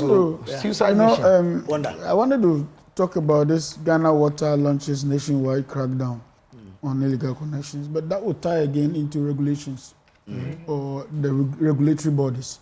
You see, a couple of years ago, I still do, I had a factory that produces the dispenser bottled water. Okay. And it took us more than 1 year to get just license from Food and Drugs Board to produce. And I had customers who were lined up, who wanted it desperately. And here I was struggling with Food and Drugs Board. Bring this, bring that, bring this, bring that. They talk about phytosanitary conditions in the place. That has been settled. They won't come and inspect. The businessman, we need to understand that the businessman's focus is to make money. And so it is your responsibility as a regulator to be on their heels. But now I get a bit about regulation, but why should a businessman focus on profit at the expense of people's health? That's life. The earlier you understand that, the better. That's life. Oh, really? The person invested to make money. Get it straight, and let's understand where they are also coming from. And that's where there is regulation. And I'm saying that the regulatory body called Food and Drugs Board and the Standard Board are sometimes laid back. In that same report, what you read right now, they said that they have instituted some measures to check if it was regulatory failure. How do you tell me this? You are the one to do the regulations. You come and write grammar for me and tell me that you have instituted measures. You should know by now which officer of your team works in that environment. Since you had given the instruction to stop productions, you should be able to check by their batch numbers whether any productions have been done in the process, who was monitoring, who was the team leader who was supposed to enforce that no productions was done. Was the place shut down? If it was shut down, who opened it? If it was opened, who instructed that for these things to be done? So I don't think that this is grammar, we are listening to. Somebody should be held accountable. If you instructed that the place should be closed down, did you enforce it? Did you ensure that the place has been closed down? And if it was closed down, who was that person in charge? If they were going to, because you were closing them down not forever. You were closing them down so that they can rectify their phytosanitary conditions. So somebody should have been a liaison officer between that company and Food and Drugs Board. And we shouldn't be having the discussion at this point. I don't think that it's also, that is the issue. Restaurants, they buy their food in advance. Yes. So the restaurants that have this tasty tom, who have, bought them in big cans, what are we doing about them? They're not going to. Yeah, they're actually calling them. But the point is about the regulator. Are we making sure that all of them are doing that? Outside in the country, you have places where even when you order food from Uber Eats, you have hygiene stamps, hygiene stars. Exactly. 5-star being the highest and 1-star being the lowest. If I order food, I look at the hygiene star. If it's below 4, I don't buy from that place. So there are things that we can do, that the regulator can do to keep these guys on their toes. I just wanted to say something. Wanda, you may want to, you see, there are theories guiding businesses. What you said is just one leg of it. But even when the business is profit-oriented, every business is yes, it's solely profit-oriented, there have emerged additions about responsibility to the society, the consumer, which must be tailored to meet with their interest to make profit. Failure to which your business licenses can be in jeopardy. We need to tie them in. I agree. That yes, whilst you want to make business and you want to make profit, you need to also be concerned, especially when you look at the stockholders theory. You have to be concerned about the consumer and your responsibility towards them. No, I agree. But what I'm saying is that, like you said, but it doesn't take away the regulator's responsibility to see to it that the law that created this regulatory body saw that there is a possibility that somebody may be ethical, another may be unethical in terms of production or responsibility. And that's why you have somebody that takes the control, takes the whip. And I'm saying that when these people fail, everything fails. Because to the one who needs money, he doesn't care. Even if he has to put sign in and people will buy it, he doesn't care, he will do that. He must care. The regulator, he must care. The assumption that he must care. It's not an assumption. It's not an assumption. To the extent that if you are caught, that's not within your control. I'm saying that that's not what is within your control as a regulator is to enforce the law. Once you enforce the law, it will be difficult for somebody to even flout it. Even if I have the intention to flout it and the law is so rigid and the people who are monitoring are doing it, I will not do it. But if that was the case, there shouldn't be any police in this town or in any country. Because everybody should know that crime is crime and must not commit it. But yet we have people who commit crime. Interesting. I had a lawyer talking about some formalin or formaldehyde. Formaldehyde. Didn't we go through a period where people were putting it in kinky? So when you the thing that makes it, when you eat kinky, I'm from Jamestown, so I know what real kinky is. When you eat the gar kinky, it should actually, mess up your hand. If it doesn't, then it's got that thing in it. So people should be aware of that. If you're eating the kinky and your hand is clean, don't buy from that person again. Yes, your hand should be messed up. That's what real kinky is. But lawyer, it's good you are here, so you help us.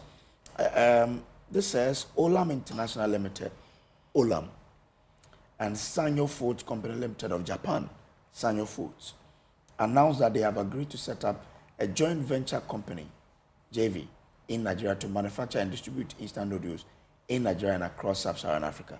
To manufacture? Noodles. Oh, noodles. Okay. Yeah. Could it be the same, Olam and Sanyo?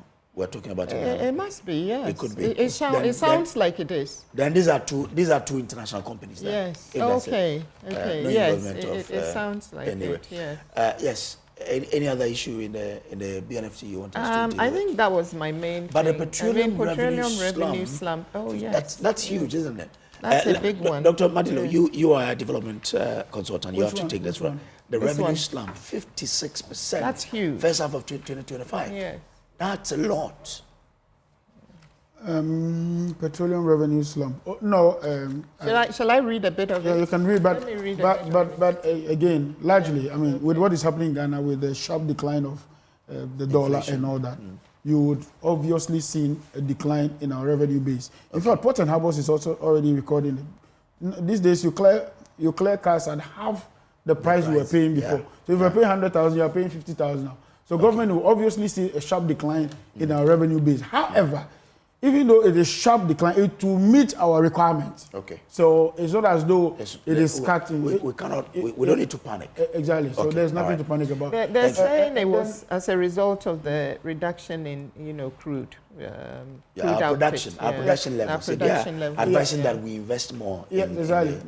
I'm told that these guys, these two U.S. companies, Cosmos and one more, E&I or something. One of them they are partnering to come back on stream or something. I'm sure production will go up very soon. I mean, they've discovered more around K3.2. So let's see how it goes. We're grateful to you, ladies and gentlemen, for joining.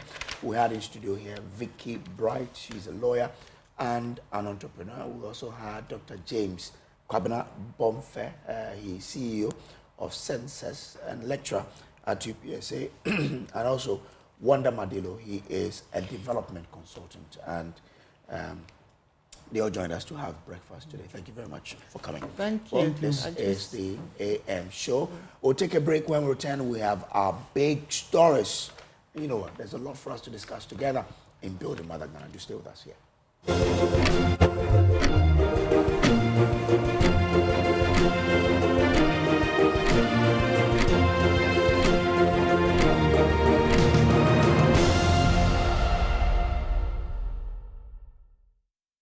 All right, welcome back to the AM show. A reminder that this show is sponsored by Syntex Tank. Syntex Tank, strong, tough. Now, how do you handle mental health while living in a conflict-prone area, the case of Boko and in Nkwanta South, especially for students? And that's what we're here to explore, how you can deal with that. We to speak to a psychologist, Dr. Seth Mausi Asafo. He's a lecturer and a clinical psychologist at the University of Ghana Medical School. He is the National Secretary of the Ghana Psychological Association. Doc, I'm grateful to you for joining us here this morning. I mean, things will be tough for these students who are living in the Boko and Inte environs and in Nkwanta South, who are preparing especially to write WASI. I mean, from your professional point of view, we say they will be under pressure, but what exactly will these students be subjected to from what you do know? Thank you very much. Good morning to you and your viewers. Just to create a picture is that any kind of conflict or any event that supposedly causes the mind to feel that it's under some kind of threat only means that you are preparing for a danger. Sometimes these dangers are real, other times they're imagined. Now, the interesting thing is, after any significant tragic event, one especially that's unexpected, the brain goes into what I call a hyperdrive of thinking about possible dangers that can happen. So you just picture it this way, that you're being pursued by a wild creature. At what point do you ask that creature to stop? So you can basically sit down and study or write. So the mind goes into this place where the danger seems to be reoccurring. And the interesting thing about that kind of danger is even when it's imagined, the brain reacts as if it were real. So our brothers and sisters are going through a very significant period where it's like anything can happen. And when you're on guard, but nothing is happening, it depletes your system's resources, both physically and mentally. So it's an interesting place to be. Yes, I believe that the students are going to be under a lot of pressure. In fact, writing an exam is already a pressured circumstance. And to add the feeling of danger means even more pressure. So it's totally. So if that is the case, how do we, or how does the mind deal with such a situation? Well, usually it takes time. So this is what we call in the realms of trauma. So a trauma is any event that's unexpected, it's life-threatening, it's severe, significant. So this is a trauma. Now, thing about many traumas is the brain will relearn that safety has been established, but it typically takes time. That's where the catch is. Now, in some circumstances, some people will go on to experience a significant form of the trauma in what we call a post-traumatic stress disorder. So after 1 month, we're expecting that many of the symptoms will become residual. Not that they don't exist, but they will drop in intensity. Now, the restoration process can also be enhanced by a number of things. For example, one of the key things or the most basic things to do is to express. So when we do trauma interventions, we normally would ask people to talk about what happened to them. Now, the reason you ask people to express it is so it can come into the conscious mind for you to process and say, okay, yes, this did happen, but it's not happening now. Now, the brain on its own does a protective mechanism where anything it considers as too much overwhelming, it tries to push out of consciousness. So it goes into your subconscious mind, or what I say, deep down in your brain. It doesn't mean it doesn't exist, but it will be in the background. And anytime there's a trigger, say maybe you hear the word war, or you see gun, or you hear trauma, or something of that sort, and then all these things come back into the conscious mind, and they can flood your emotions again. Now, as a way of trying to calm the system, we ask people to express it. By talking about it, a process of habituation sets in. It's like, being used to an air conditioner and suddenly you don't have the AC. In the beginning, it can be difficult, but then your body will acclimatize to it. So that's the first process. Now, the second thing has to do with ensuring some level of safety. So it's for the person to know, or the student to know that, okay, these are the protocols that have been put in place for us to feel safe or be safe. So that becomes an extra layer to help the student feel, okay, so it's not, in as much as I perceive that a danger will come, I have some protection from that. So these are just two very quick interventions or things that can help. Now, most of the time also when people are going through trauma, we normally ask them to try and stay in the present. Why? Because the mind consistently will be roaming and thinking about what could happen. Now, what could happen is very different from what will happen. And for humans, most of the time, our perceptions of what could happen are also exaggerated. They seem much larger and much bigger than they are. And 95% of the time, they never come to play. So we work with many people to learn how to stay in the present by practicing mindfulness. And mindfulness is a technique that helps you to focus on what you want to focus on. Now, look at this interesting phenomenon. The brain can create in great detail anything you think about. So for instance, when people watch movies, you watch a horror movie, you know it's a movie, but you still feel the emotion of fear, or that you watch an emotional movie and by the end of the movie, you're crying because your favorite actor passed. And these are perceptive states. It's not that they are real, but you react to them as if they were real.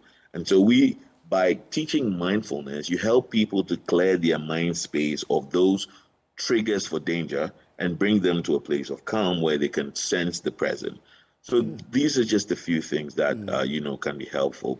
And also the feeling of support or connectedness between teachers and parents and even the people who are going through it. So for many people who go through a trauma, one of the key things that we do is when we have them talk about their trauma in a group, they come to recognize that they're not the only ones experiencing this. So you just imagine that you have a class of students and then you're asking them, how are you feeling about this? Or how did you feel about what happened, the violence?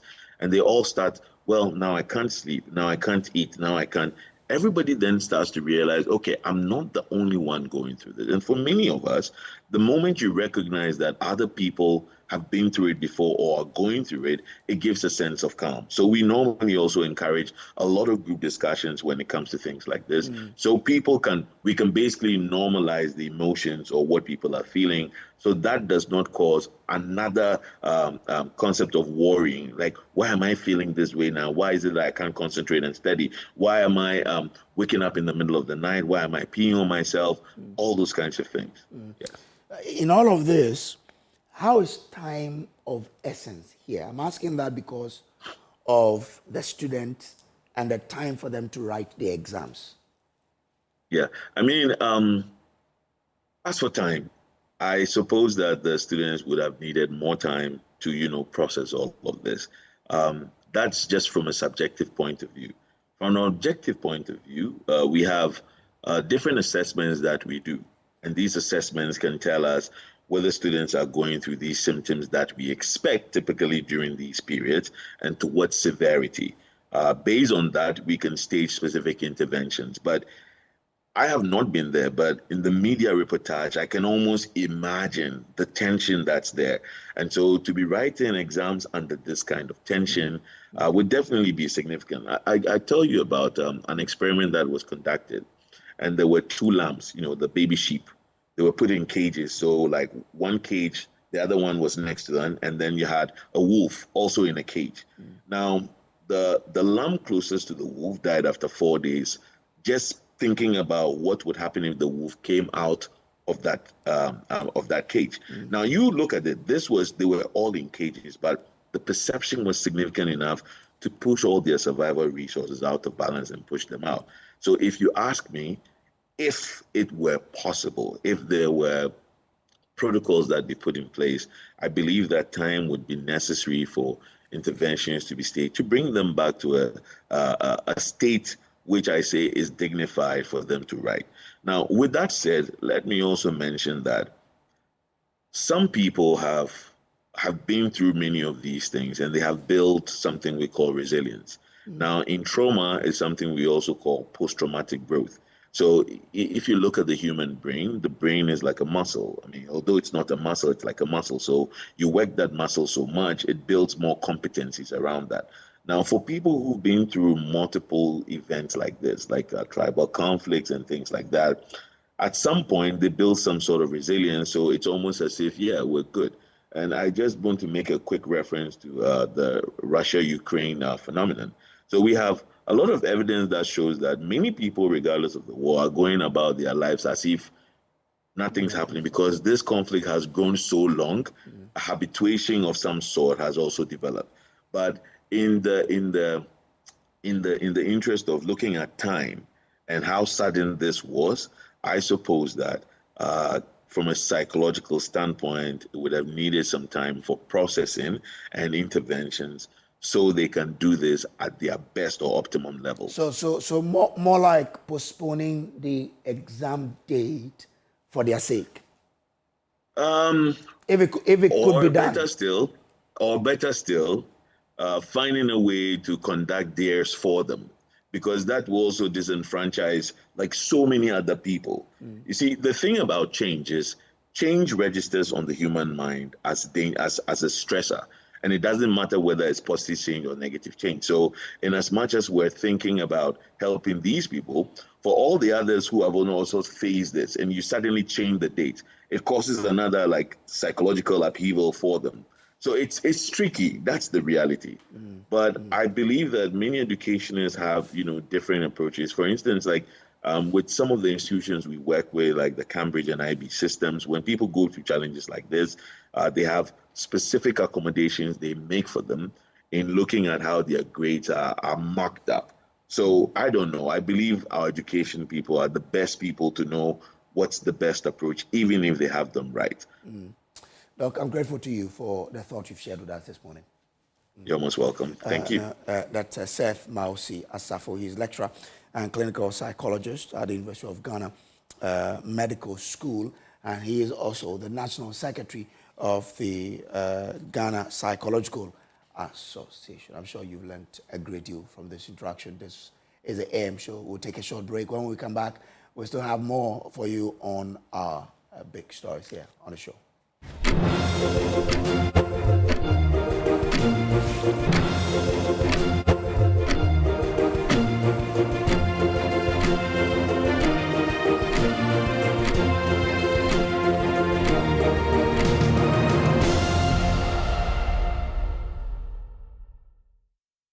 Welcome back to the AM show.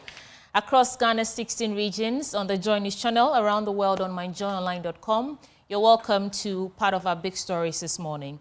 And today we want to take a look at boardroom governance and whether or not it holds the key to Africa's quest, Ghana's quest to industrialization, how we can unlock the after promise and sustainable development for the continent.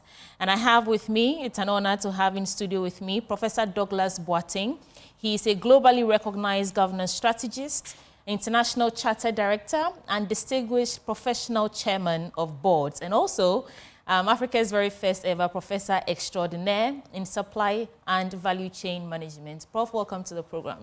Good morning to your viewers. Great. Last time you were here, we spoke about how procurement can be used as a tool for good or better governance and national development, not just as a way of getting things, buying and selling. And today we want to talk about boardroom governance, because I've been reading a lot of your articles in the dailies about how boardroom governance really is where we should look at if we want to change the status quo in terms of how we do governance in this country. And so let's start from there. First of all, I want to start with the simple question of why do you believe boardroom governance is the missing link in Africans' long-term quest for industrialization and, should I add, sustainable development? Okay, thank you very much. For me, and for most of these Pan-Africanists, as we call ourselves, governance is basically about doing what is right. It's become very a complicated subject matter which confuses quite a few leaders. But it's about doing things for the common good. And it starts in the boardroom. Unfortunately, in our part of the world and in most developing economies, what happens is governance has become like a box ticking things for business leaders, which is rather unfortunate. And unless, of course, we are able to have a mindset shift in terms of what it is about, it becomes a challenge for the country's industrialization agenda. Why do I say that? It's because governance is about long-term thinking. It's about building for the next generation. It's about protecting shareholder wealth and also building on it. Now, when you misunderstand governance, it means you become very short-term thinker. You don't really focus on the generational aspects of building societies. Is that what our current boardroom chairman persons think governance or boardroom governance is? Yes. Like, I want you to draw the difference between what they think it is right now and the results we get versus what you think it should be and the results we stand to achieve if we see it differently. The sad reality in our part of the world is that they see governance as box ticking. Let's satisfy the status quo for the next, before the next 4 years or 5 years. Kathleen Addy, not NCC, she said politicians only think in 4 years. That's right. Yeah. Yes. and you cannot build a society or build an organization in 4 years. Right. And that is what has been bedeviling our continent. You need to think beyond 4 years. You are building something for someone to also come and take over and build upon it. That is how societies are built. That is how companies are built. But unfortunately, with our case, it's more, let's think the next 4 years. Nothing is built in 4 years. Okay. It has to be for 10, 15, 20 years. You don't build for yourself, you build for generations. So how do we begin to change that narrative? Recently, we've seen a lot of boards being formed. With this new administration, we've seen a lot of people appointed to boards of various state-owned institutions. And you are talking about generational development and not to think about it like thought like we are doing already. So what does it take? And how can better governed boards influence the success of, by extension, AFTA? Because I think when we talk about the development of Ghana and Africa, AFTA was supposed to be that catalyst, and yet we are not actually reaping the benefits yet. Yes, that's true. We're not reaping the benefits. But slow progress is better than no progress. We're making progress, but it's a bit slow. You know, boards function is dependent on the people on the board. In most African countries, people are rewarded for what they call loyalty. Nothing wrong with that, but have to obviously appoint the right people into the boardroom for them to be able to have a mindset change and look at the common good and not the self-good. What constitutes the right people? Are we talking specialized skills? Are we talking advanced career in whatever area you're going into? What qualifies a person to be the right person to be appointed onto a board? Experience, having an open mindset, focus on the country, not on a political party, not on the organization. What are you doing for the common good? What is your purpose in the boardroom? That is the key. Have you got the right experience? I believe that you have to be bold enough to accept that if I'm appointed and I cannot do it, I will not take it.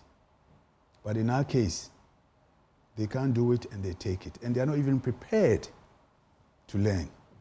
How many boardrooms have put their board members through some sort of training programs? It's very rare. We've got to change. Yes, we've got to change that. You know, there's a difference between being a board member and being a manager. They confuse it. Board is about directional thinking. You know, they tend to confuse us. So when you, that is why there's sometimes a conflict between the executive and the supervisory board. All these things we need to find a way of, you know, addressing. And the only way you do that is through awareness campaigns. Hence, we're having this boardroom summit to discuss how we move forward. There's a tendency in our part of the world also to just focus on the chairman, which for me is rather interesting because it's a board that makes a decision, not a chairman. It is a board that makes a decision. So if something goes wrong, it has to be the board that is held accountable. But who leads the board? The chairman is the chairman of the board. You know, the interesting thing is the chairman is just like a logistics director, making sure that things are right. That's why there's a voting system on the board. We vote.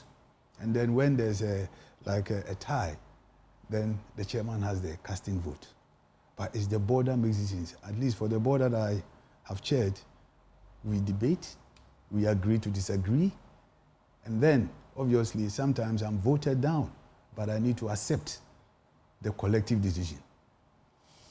So, I mean, I want to make the most out of you here on this conversation. And you're a globally recognized governance strategist, international chartered director, and a distinguished professional chairman of boards. So in your vast experience, having worked across so many sectors, what do you think is I know you've already spoken about changing the mindset, but in terms of practical things to do, how do we shift that mindset in terms of how many African organizations are struggling with continuity? Yes. What do they do? What practical steps can they take? In case someone is watching us right now and wants to actually do what you're saying, change the mindset, what does it take? Basically, you need to have the people on the board that are prepared to listen, that are prepared to go through training, that are prepared to accept that they are in the wrong. Board members, at least the board that I've sat on and also chaired, there is this, we have a purpose here. What is your purpose on the board? Once you know your purpose on the board, it makes it easier. Once you are prepared to listen, it makes it easier to learn. Once you are prepared to challenge, it makes it easier for you to make a difference. There are boards where people just go and to get their per diems.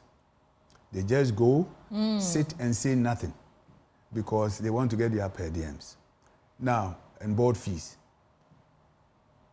For me, it goes beyond that. You have a responsibility, not just to your organization, but to society. And we have to find a way of getting that mindset change through awareness campaigns, whereby we make people understand what governance is all about. Governance is not about boss taking. It is about having a purpose to make a difference to the organization and to society as a whole. I want to make this conversation practical at this point. Something you said about we focus too much on board chairman, you know, the chair, rather than the board, because it's a collective decision, whatever they decide to do. Recently, we know that there's an ongoing case, OSP picked up the former board chairman of the Ghana Airports Company Limited over an issue.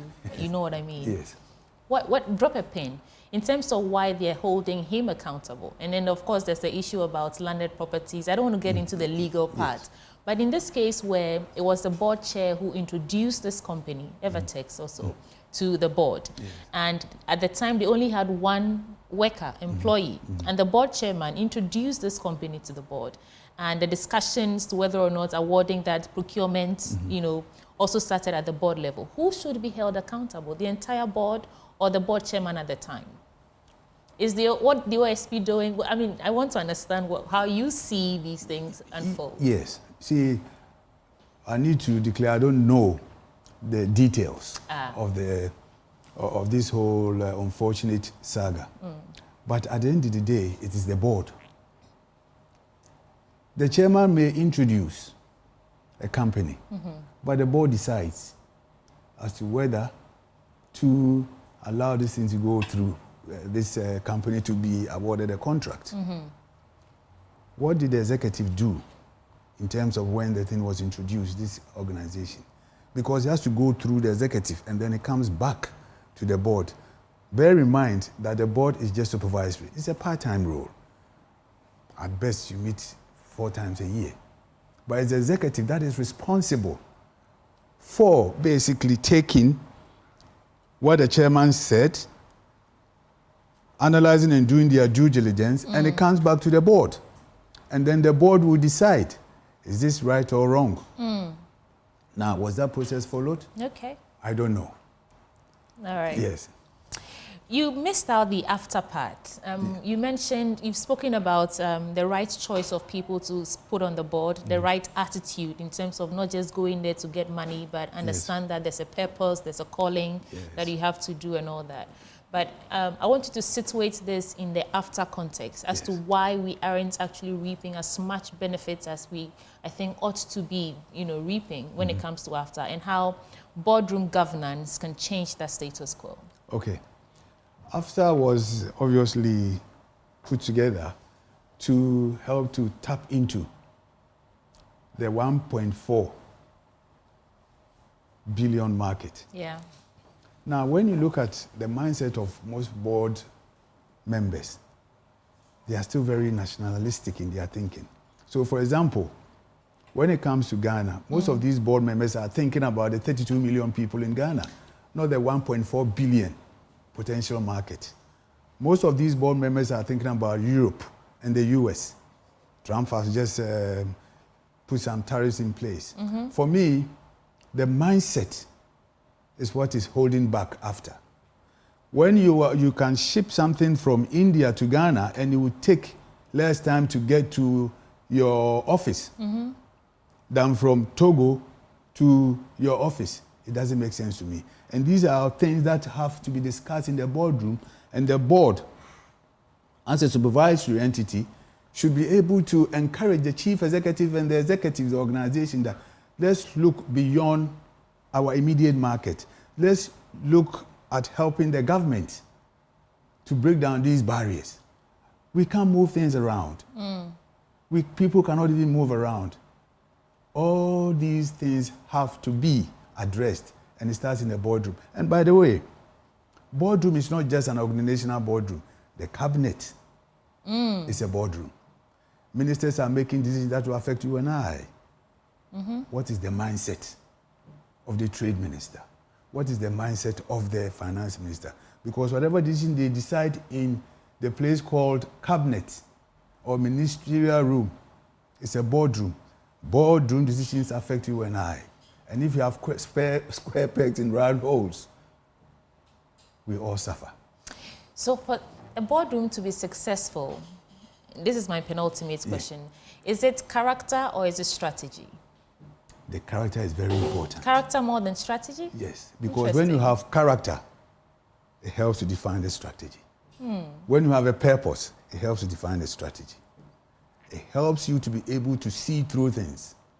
But right now, people look at the strategy. Strategy is just a concept and a visionary document. It has to work. We have the right people. It's all about the people in the boardroom. That makes a difference. It's all about the people in the cabinet.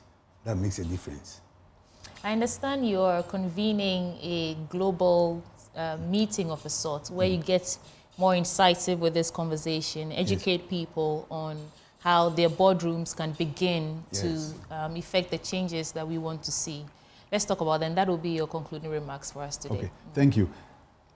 Last year, the last 10 years or so, I've been around the continent, and I see a similar pattern of confusion in terms of what governance is all about. Governments came about because of governance, doing what is good for the common good. And then I realized that we need to try and come up with our own ideas and concepts about how we govern ourselves for us to be economically emancipated, and towards Agenda 2063. So I convened a summit last year, and it was spectacularly successful at Labadi Beach Hotel, where we had just under 1,000 C-suite executives attend. So this year, I decided to also reconvene it. And the presidency,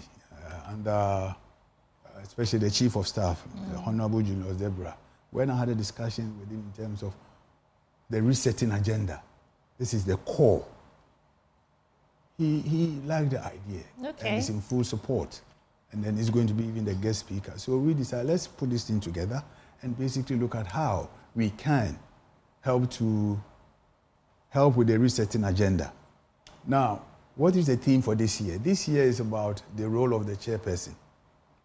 And I picked that for a reason, because there's a bit of a confusion in terms of the role of the board in itself and then the chair. Yes, and see how we can come up with some frameworks that will help us to understand the difference between being a board and executive and how we can move forward. It's on the 14th of October. And I'm pretty sure that there will be a lot of Pan-Africanists and also chief executives from the continent that would, and chairperson that would attend this event that is happening at the Labadi Beach Hotel with the keynote speaker being Honorable Julius Debra. And also I'm even talking to the Bank of Ghana, because financial services sector, we all know what has happened in our beloved financial services sector. How they can obviously also play a part. Prof, thank you so much for joining us. It's always too short a time for us to have a conversation. But I appreciate it, because I know over the years you have advised governments, multinational corporations, and many boards with past and present CEOs, and they're still reaping the benefits of your mentorship. So hopefully the country can drink from this vast pool of knowledge and wisdom that you have. Thank you. I'm also learning from the country. Yes. Thank you so much for coming. That is Professor Douglas Boateng, a globally recognized governance strategist, international chartered director, and a distinguished professional chairman of boards. He's also Africa's first ever professor extraordinaire in supply and value chain management. Thank you so much for coming. Thank you. All right, so that's that. We still have a lot more coming your way, but before I go, I want to remind you that it is possible to make your dream a reality with EcoBank. Step into your ideal home or transform your current space into one that truly reflects your style and comfort, all with the support from EcoBank. EcoBank has once again partnered with Joy News to bring you an exciting experience at the EcoBank Joy News Habitat Fair. This year's edition makes your journey to a comfortable, modern home even more accessible and affordable. With EcoBank's Buy Now, Pay Later, you can easily renovate, upgrade, or furnish your home to suit your taste and style. So whether it's elegant home decor or modern furniture or essential electronics like laptops or solar energy solutions, EcoBank has the right financing tailored for your lifestyle. So from staying connected with the latest devices to embracing sustainable living, our flexible consumer loans, asset finance, and salary advance products are all designed to help you bring your vision to life. You want to enjoy competitive interest rates, convenient repayment terms, and fast approval from a bank that understands your needs. Visit our stand and take the first step towards the home and lifestyle you deserve. Comfortable homes starts with EcoBank. Be a part of it. EcoBank, the Pan-African Bank. More after this break. Prof, thank you so much.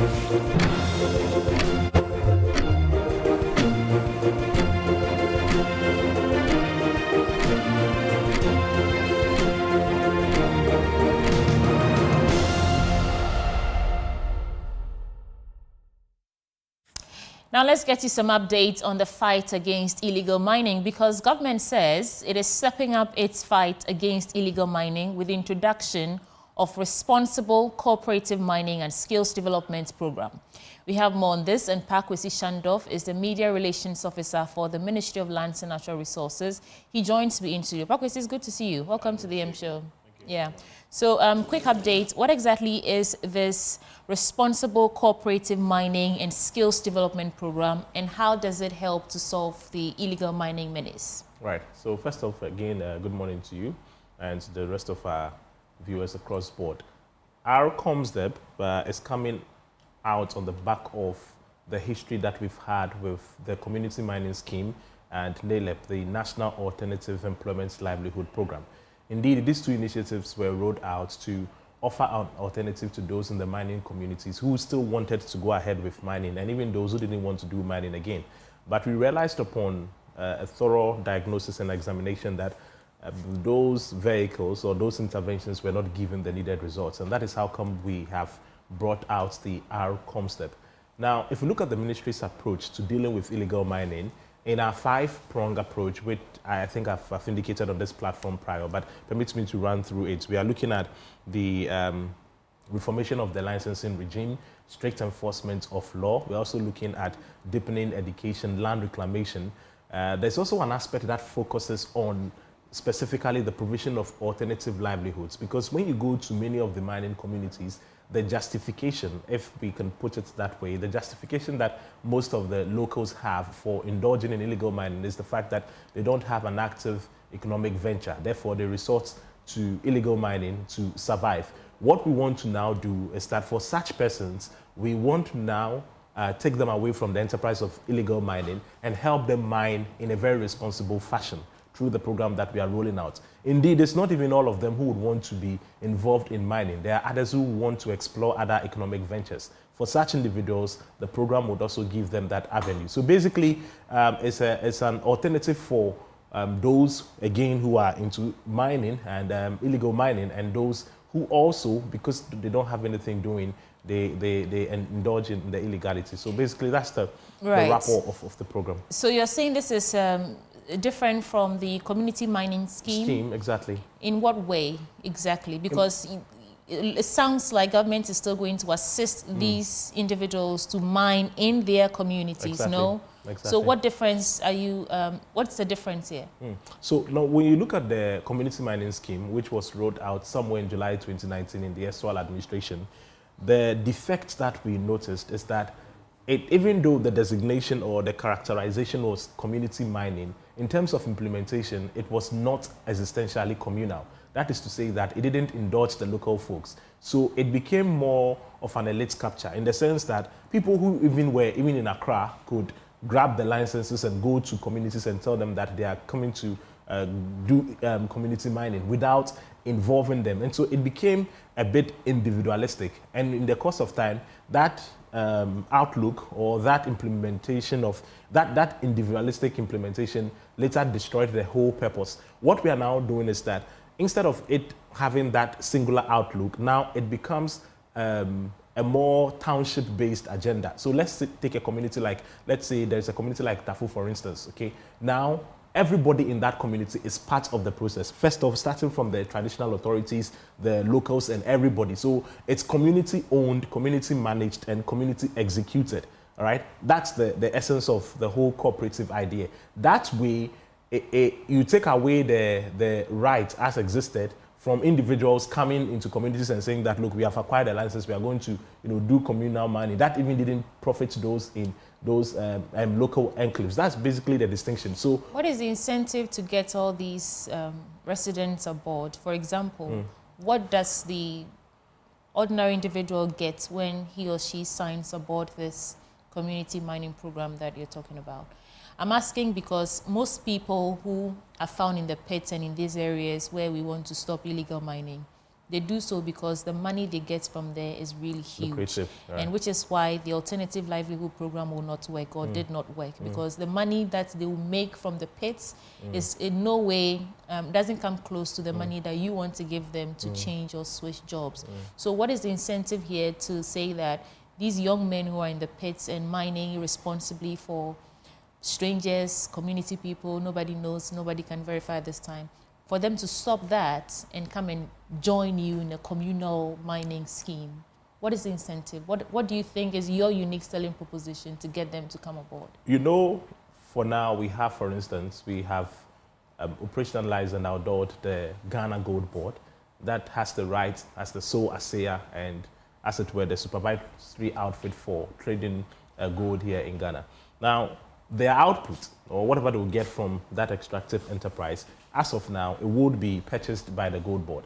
That system of compensation, I do not want to say is more lucrative, but it is overwhelmingly reasonable, such that they will not see, as it were, any disparity between maybe what they were earning when they were in the pits and then what they would be earning now. Clearly, what Gold Board would do under the that is why the Gold Board is very important. What Gold Board would do under the circumstances is to create that decent compensation plan, such that they will not feel, as it were, cheated. Because indeed it is true. A lot of them, the reason the CMS, for instance, and the NILAB didn't work or didn't achieve their objectives was that it got to a point that those who had been enrolled onto the program felt that this was much ado about nothing. It was not as enterprising, and that is how come the programs failed. We have learned from the failures of those two initiatives. We have built on the lessons, and our COMSDEP would be much better where compensation is involved. When you listen to the anti-illegal miners, not task force, committees, organizations who come together to spearhead the fight against illegal mining, mostly they talk about mine site reclamation. Is that part of your plan? If you're going into communities and saying you want to help them mine responsibly, how about the areas, mining sites that have already been destroyed? Where's the plan to reclaim or rehabilitate? So our COMSDEP is running on 6 strategic interconnected pillars. The question you asked is answered by one of the pillars, which has gotten to do with the environmental rehabilitation program. Let me just read that briefly. It says that this will involve the implementation of systematic land reclamation and reforestation initiatives that restore degraded mining areas to productive use, creating green jobs while rebuilding ecosystem services and biodiversity. So as part of the many objectives of the program, land reclamation is indeed one of the fundamental objectives as well. First of all, we are looking at the cooperative mining scheme, which I think I have explained or touched on. Then there is the mine support service. There is the vocational training and entrepreneurship development, the environmental rehabilitation program. There's also the aspect of the agricultural value chain development, and then the community infrastructure development. When we launch the program, I'm sure as we proceed, we'll get to understand them more practically. But yes, a portion of the program or an aspect is dedicated to reclaiming the lands that have been, the parcels of land that have been devastated. That aspect, however, is also very cost intensive, because as of now, I've had cause to say, I think I've reiterated on this platform, that we have some 5,500 hectares of land that have been impacted.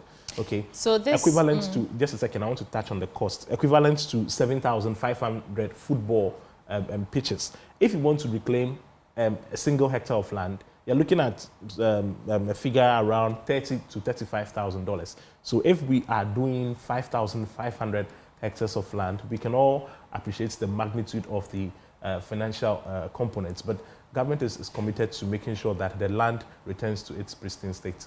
Okay, so this has been launched? No, we are launching it on Wednesday. You're launching on Wednesday. It's happening live at Obuasi. Yeah, that is where the program would be formally outlawed.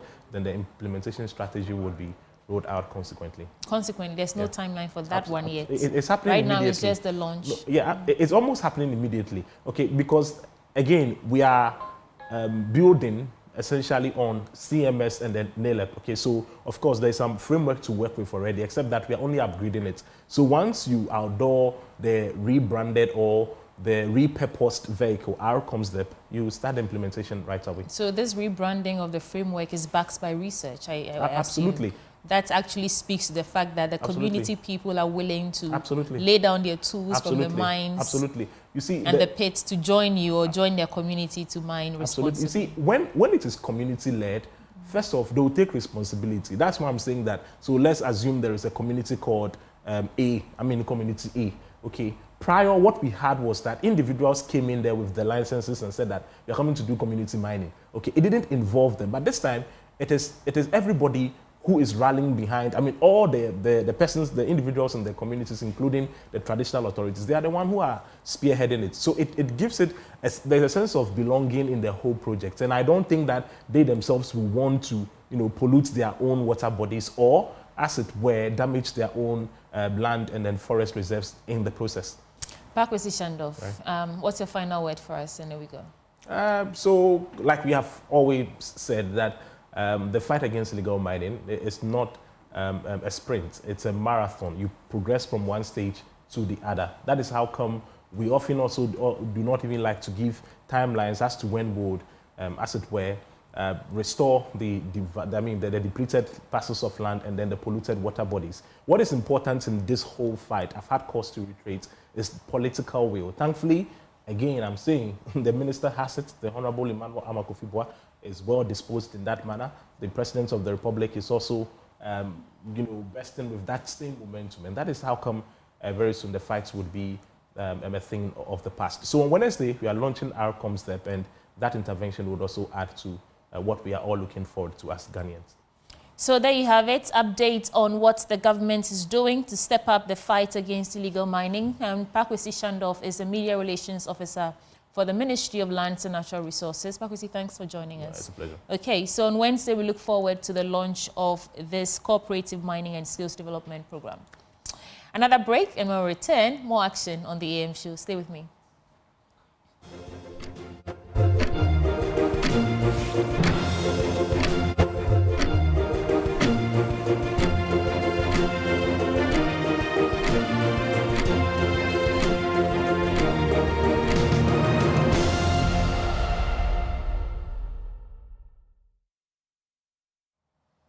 Welcome back to the AM show. And of course, like that promo showed you, we're going to talk about Fidelity Bank Ghana. Now, I understand that in 2022, Fidelity Bank Ghana launched their sustainability agenda. And that launch marked a pivotal change or shift from isolated corporate social responsibility efforts to a fully integrated approach that aligns with global frameworks, such as the United Nations Sustainable Development Goals. And it encompasses a lot. I have my guest in studio. I want to have a conversation on this to bring you the diverse perspectives on this matter. So those who join me in the studio this morning, I have Ataya Buajan. He is the Deputy Managing Director, Fidelity Bank Ghana. And I also have Kwame Abrokwa. He's Senior Manager, Sustainable Finance, Partnerships, Sustainability, and CSR. And Gideon Denjo is CEO, Gideon's Ghana Limited. Gentlemen, welcome to the program. Thank you. Thank you. It's a great day to have a conversation on sustainability. I see your green tie from orange to green. So you are missing out. Okay, Atta, I want to start with you. In one word, help us understand what the sustainability journey with Fidelity Ghana really is. I would say it's been progressive. And if I will elaborate on this, it's been progressive because our journey has been about intentional growth, building step by step and year by year. 3 years ago, when we launched the sustainability agenda of the bank, we asked ourselves, what does it take for a Ghanaian bank to be truly sustainable? And we set up by setting up a department, a whole department, that will dedicate our efforts to sustainability. So today we have moved from what used to be isolated CSR activities to a formalized structure, building ESG principles into our decision making. So we now have principles related to environmental, social, and governance, thinking into how we lend, how we operate, and how we project ourselves in the wider society. Okay. That's how far we've come. Internally, we've structured the department into 3 main dimensions. So we have the sustainable finance, sustainable operations, and CSR. And I think that's where Kwame comes in, because you head the Sustainable Finance Department, or it's a department on its own. So let's talk about since the launch of the sustainability agenda, the differences that you have seen in terms of even how your customers are receiving this beautiful initiative? Great. So thank you very much, and good morning to your listeners and your viewers. So as our DMD mentioned, I think it's been a journey, and we've evolved from simply doing good to what I'll say doing good well. And what do I mean by that? So at Fidelity Bank, sustainability isn't seen as a siloed function sort of separate on its own, but it's really embedded and integral in our culture, in how we think, how we operate, and how we grow. I'll say that currently, if you look at how we measure our impact internally, we are aligned to global reporting standards such as GRI, the Global Reporting Initiative. We also are using UNEP 5 principles for responsible banking. And this allows us to really track and measure our environmental footprint, our social outcomes, and our governance practices in a more rigorous and transparent way. Also, we are forming stronger and more targeted partnerships. So, for example, we have a collaboration with MasterCard Foundation called Bridge in Agriculture, where we're providing concessionary financing to SMEs in the agri space. In a little over 2 years, we've been able to support over 20,000 smallholder farmers. We have another partnership with the Coca-Cola Foundation and Action, where we are working on gender-inclusive financing solutions for underserved women entrepreneurs. We also have, we're a member of the United Nations Global Compact, which really ensures and benchmarks us to sort of world-class best practices when it comes to sustainability. Okay. But I think overall, I'll say what's been really meaningful is we've been able to cause a culture shift by ingraining and embedding sustainability into our core banking operations, particularly when it comes to our bread and butter, which is making loans. Okay. And Gideon, I'll come to you in a bit. I just want to get more details from what you said about the customers. And how are they receiving this? How beneficial is this integration of sustainability into your whole banking industry or sector? How is it benefiting your customers? We are solving challenges that our customers face. At the moment, when we are lending to customers, we do portfolio analysis and also assess the climate risk to what they do. When we do that, we are able to extrapolate the learning, the risks and opportunities in each sector, each industry, and then we tailor our financial products to suit them. So for instance, in the agri space, you want to see how droughts and stress, heat stress affect their operations. When you do that and you tailor the financial product, the loans and everything to the risks, you are not just helping them, but you are also ensuring that in their own operations, they are building sustainable business. And that's how we are helping customers. And it's coming up well. I like that. I like that instead of doing donations, you're thinking about more sustainable long-term, everything for us as a country, you know. So Gideon, how do you fit in here? We're talking about sustainability and you're from Gideon's Ghana Limited. Introduce us to Gideon's and tell us how you fit in this conversation. Thank you. Gideon's is a leather value chain company that specializes in making high leather quality products like shoes, bags, belts, and anything leather. All right. Post-COVID, we had the opportunity to secure a large contract from a multinational company. But at the time, it was an incredible opportunity for us as a business. But our production capacity couldn't meet, the demand at the time. And I think Fidelity has just come out with an initiative called FYEF, Fidelity Young Entrepreneurs Project, that supported my business to acquire equipment to be able to produce to meet the demand. And so we were able to meet it. But some few months later, there was another program called the OCIF, Orange Corners Innovation Fund, which also helped young businesses like mine.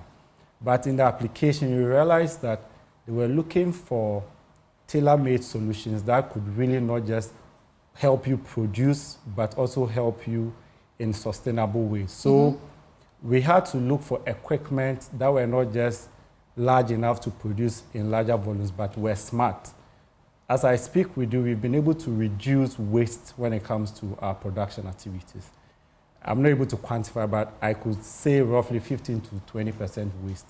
We've been able to minimize our waste by 15 to 20%. Wonderful. And that is, in one way or the other, helping solve environmental issues in our business. Okay. And so we've been able to streamline our processes such that we are more efficient, we're able to reduce waste, and the workers within the space are also conscious about environmental sustainability. So you are sort of a beneficiary of the beautiful initiatives that Fidelity Bank has. Exactly. And so you're here to give your testimony. I like Exactly. that. And Kwame, let's talk about the theme, the choice of theme, and what it really means for you this year. Yes, so this year's theme is Aligning Financing to Climate Action, a Path to Sustainable Banking. And really our focus is on climate financing. We are prioritizing lending to the green economy, supporting renewable energy, climate-smart agriculture, and then also backing inclusive entrepreneurs who have green businesses. We've been able to develop products that are addressing these needs, and I'm sure over the course of the month you'll be hearing a lot more highlights about these various products, and also we have resource persons available at our branches that can share more details about how to access these products. And Atta, I understand there's some sort of activities lined up to, it's a month-long activity or event or celebration. Kwame, let's talk about what actually what's happening in the month. Yeah. So the month of August is Sustainability Month, as Atta mentioned. And we have a whole bunch of activities lined up for everyone, our staff, our customers, and the community. And we're really encouraging everyone to take little actions to create big impact. Part of the activities is a collaboration with the Forestry Commission, where we're making available seedlings, plant seedlings at specific branches where people can pick up and then plant in areas. Which people can pick up? Because I'm interested Anybody. in that. Okay. Everybody, customers included. Okay. So that's going to be on Fridays throughout the month. Then we have a beach cleanup exercise, community cleanup exercises. We have various series of webinars that will facilitate discussions around climate change, waste management, and green financing. And then we also have a sustainability conference, which is typically at the end of the month. And then we have a surprise for the general public, which we are calling EV Tuesday, Electric Vehicle Tuesday. And this is particularly relevant for people who fly the Oyarifa-Accra route or the Malam-Accra route. So stay tuned, and I'm sure very soon you'll hear about this exciting initiative. Gideon, before I get final words from Atta, are your eco-friendly bag totes available? Where can we find them? So as you mentioned, it's a process, and even the bank has made it progressive. We've not been able to fully utilize it, but it's a step in the right direction. Now we are reducing waste. Okay. We started off our business on the sustainability route, where we first, initially when we started our business, we used to make shoes out of recycled materials, right? Now, because our customer portfolio has changed, we've diversified a little. But the most important thing is that our processes have been streamlined to be more sustainable. So if we are making a waste of, let's say, 10 tons per year, now with the initiative and the kind of equipment we are buying, we will be able to produce waste of, let's say, 3 tons, all right? And so if we are to use, let's say, glue for our production, we are looking for machines that will reduce the amount of glue that we use. Right. So we've started it on the step-by-step notice, and I'm sure in 10 years or 5 years' time, we'll be able to make bags that are made from maybe cork materials, vegan leather, and all that. But I think it's one step at a time. And one most important thing, Fidelity is such that they just don't give you the money, but they organize workshops so that you'll be guided as to how to navigate, your business. You all remember that COVID disrupted a lot of things. Right. And models that really work for businesses got disrupted. And so we have experts within the bank that will handhold you to make sure that your business is on the right path. Well, congratulations. And hopefully the opportunities are still open to other people, other young businesses Definitely. who can come to you for help. Atta, so, I mean, if you're talking about sustaining our world, collaborating for a greener future, quote, aligning finance with climate action, a path to sustainable banking, what do you want our viewers to remember the most from this conversation? I will say that sustainability is no longer a nice to have. It's a key imperative. It's necessary, not just for banks, but for all banks. We are in this together. We have seen the effects of climate change. And the only way to make businesses sustainable, including banks and all other businesses, is to make sure we align our strategy to sustainable principles. It's very important because if we don't do that, your business will eventually collapse, go out of operation. Because consider, for instance, a bank lending to a business that is producing greenhouse emissions and making the whole environment so heated for everyone. It's a matter of time. I always say that sustainability and climate risk is the magnitude and the scale. It's like what we saw in COVID. COVID was a short-term risk, and I tell you, climate risk is the long-term risk, and the impact will be far and wide. So at Fidelity, we've been asking ourselves, how do we help our customers? How do we help all other businesses to align to strategy? And we have rolled out products, sustainable products, green products, to help customers align the operations to this. Right. And I will say that customers should count on us for more during this year. All right. Yeah. Who's this little misser, though? We just sort of left her out of the conversation. Who's that?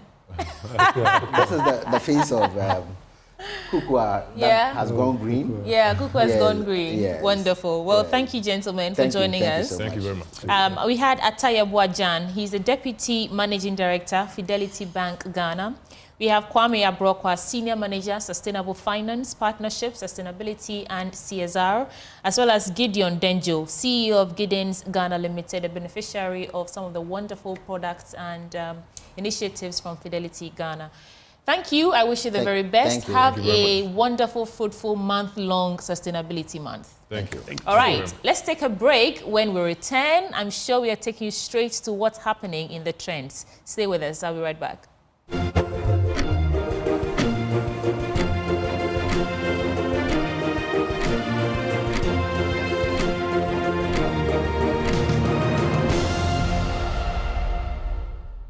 All right, now, welcome back to the AM show. Let's do this before we bring you the trends. Now, this year's Joy Sports Invitational Tournament, Ghana's premier corporate sporting event, will take place at the University of Ghana Stadium on Saturday, August 9, 2025, from 8 a.m. to 6 p.m. Now, dozens of corporate organizations will assemble on the day to not just have sporting fun, but also network. We have a conversation with Piva Beverages, the Game Energy, to share their expectations for the event and what inspired their involvement. And I'm here with my friend Courage. The surname is what? Kodo. Kodo. Yeah. Courage Kodo. He's a brand manager of Piva. Yeah, you call it Piva? Yeah. Great. Yeah, we do. Now, last year, were you part of this Joy Sports? Yes, we were. You won something? What did you win? I think the unisex. No, relay. you didn't win it. You didn't win anything. We did. You did? I was on afterwards. Yeah. Okay. I think we had 2 trophies from last year. Oh, 2? Yes. So what's your expectation for this year? Something big. Something big. Right from the CEO penalty kick out to football, to volley, the swimming competition. In fact, we are just geared up. My friend, you know what you're talking about. You want to win all of that. I am. So last year, I met a gentleman on TV here, of course, Nick Bakbo from McDan. Okay. It was a great conversation. Okay. Here. You know, there was a lot of competition that we threw at each other, and we met on the field, and things happened, I would say. What did they win? They won a trophy. I don't know what they won a trophy in, but they won a trophy. A trophy. But you won 2. We won 2, actually. Okay, so you beat him that year. Yeah. And this year you want to win everything. Everything. everything. Interesting. But what got you, interested in this whole Joy Sports Invitation Tournament? First of all, I want to say a very big good morning to your viewers and then our CEOs and then the entire film industry team. So last year, we got the call to be part of Joy Sports, and we did not hesitate to be part of it because we realized it's actually an opportunity, an avenue for us as an industry to promote our business, of course. Not taking away the fact that we are going to meet other business owners and then the whole thing about networking and partnering and having very great conversation in the near future just to put our brand out there.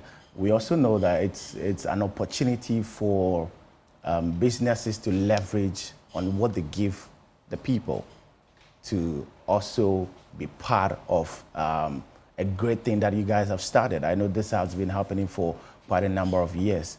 So for us, we just want to be family with the whole, Joy Sports tournament that happens every single year. So I believe we are going to be part of this every single time. And so, yeah, we know that we want to, in as much as we want to sell and make some money out of that, we also want to make sure that we are giving the people the best. Okay. So it's just an opportunity for us to and I guess it affords you the chance to bond as well as a team. It does. Yeah, it does. It does. The team spirit, of course. It's also a good one for the entire film industry team so that they all come out of the working environment to just, have that team spirit to sort of, have fun. It's very necessary. Okay. All work and no play make Shaq a dull boy. So we need to have that feel. So Saturday we would have you competing in all the categories that we have. In fact, we started our training last 2 weeks. Okay. Right from our CEO to all the other activities that we're going to be part of. Okay. We had a whole session for that, and so we have our various guys ready to be part of all the activities. Where will you play? Growing up, I've always been the number 9 striker in my family and in my team. And so hopefully my CEO will give me the opportunity to strike that day. Look at where you're placing it. So if you don't play, your CEO didn't allow you to play. No, you have to be part. He is the head coach, so yeah. Your CEO is the head coach? Yeah, he is the head coach. So if he misses the penalty, it means that he's the wrong coach then? No. Oh, he's a bad coach. That's a different conversation. But is he the one who will be taking the penalty anyway? Yes. He will? He will. Okay. All right, let's see how that one goes. Will we be having any of these products on display there? Yes. So we are going to have all of these products there. So the first, you have this Piva grape. That's Piva grape. Okay. Then we have the Piva cola. Okay. We have Piva tangy, Piva orange, Piva cocktail. They fall under the Piva beverages category. And then the game energy drink. The very tall blue, that's a Piva mineral water. And that's a 750 ml. We have the 500 ml as well. Okay. So all of these 3 brands are going to be available for, all of us. For people to consume, huh? So I guess you leave this with me because I like grapes. Sure. That's fine. So I can take whichever one I want. Yes. You can. Anyway, so that's how it's going to be on Saturday. Come there and have, any of these drinks on, it will be for sale, right? Yes. Yeah, so come around and have some of these drinks as well as we do have fun with Piva Energy. And I hope that Joy will meet Piva and I'll see where, Courage will be and we'll see whether they can really beat Team Joy. But yeah, I guess that I wish you all the best. But before we go, what should people expect from you? You say you're going to win, but what should people expect from Piva? Okay, so I like to use this opportunity to reach out to the entire country that we are an authentic brand. And most of the time we don't like to brag, but we want people to have a taste of our products and then they keep the experience to themselves. So that's where the communication starts from. So for those of you who are wondering who we are film industry. We are not just a beverage manufacturing business, but we are a Ghanaian story of ambition, innovation, and a commitment to quality. So for all those who are looking for a great product to enjoy, come 9th August, and we are going to sample. In as much as we are going to do the sales, we are also going to sample. So you can all just come around. In But don't just come alone, but invite somebody to come with you so that we can have a great day. For those of you who want to reach out to us or have product delivered to you, we have our distribution center at Briggs Junction. It's called the Less Fun Place. When you get there, you ask anybody, they'll show you the direction to that side.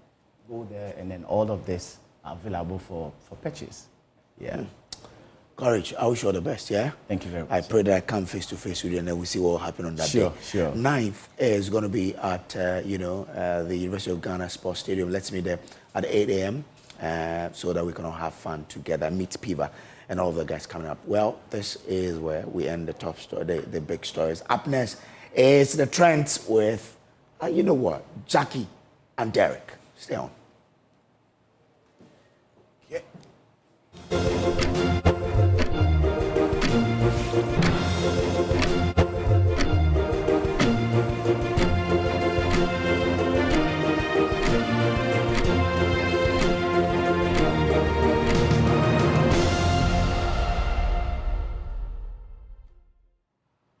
Well, good morning, Ghana. It's a brand new week, and yes, I'm flying solo today. I know you'd miss Derek, but you know the vibes still stay the same.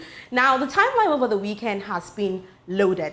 From the touching vigil in honor of the legendary Daddy Lumba to fireworks between St. George and DSTV and even Paula Dom Orchard. And of course, we'll bring you video of the day, which will definitely make you laugh or at least question or have, I know after that you have a lot of questions in your head. So grab your tea, settle in, and let's scroll through all the drama and emotional energy that transpired over the weekend. Well, to our first story, Daddy Lumba. I haven't seen any artist who has passed away where he keeps trending day in and day out. It's been more than a week where, Ghanaians, we heard about this devastating news, but over the weekend, thousands of Ghanaians thronged the Independence Square for the National Candlelight and Vigil.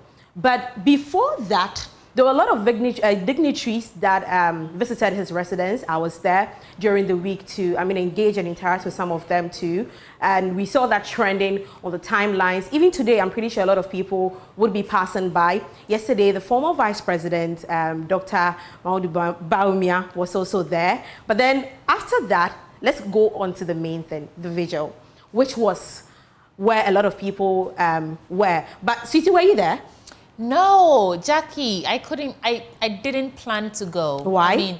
I can celebrate or I can appreciate why people are pouring out there, but I didn't know him personally. I just enjoyed his music, and I think that's okay. Great. I also think that lots of Ghanaians use the opportunity to just go and show face. You remember? Well, let's take a look at what transpired over the weekend at the vigil.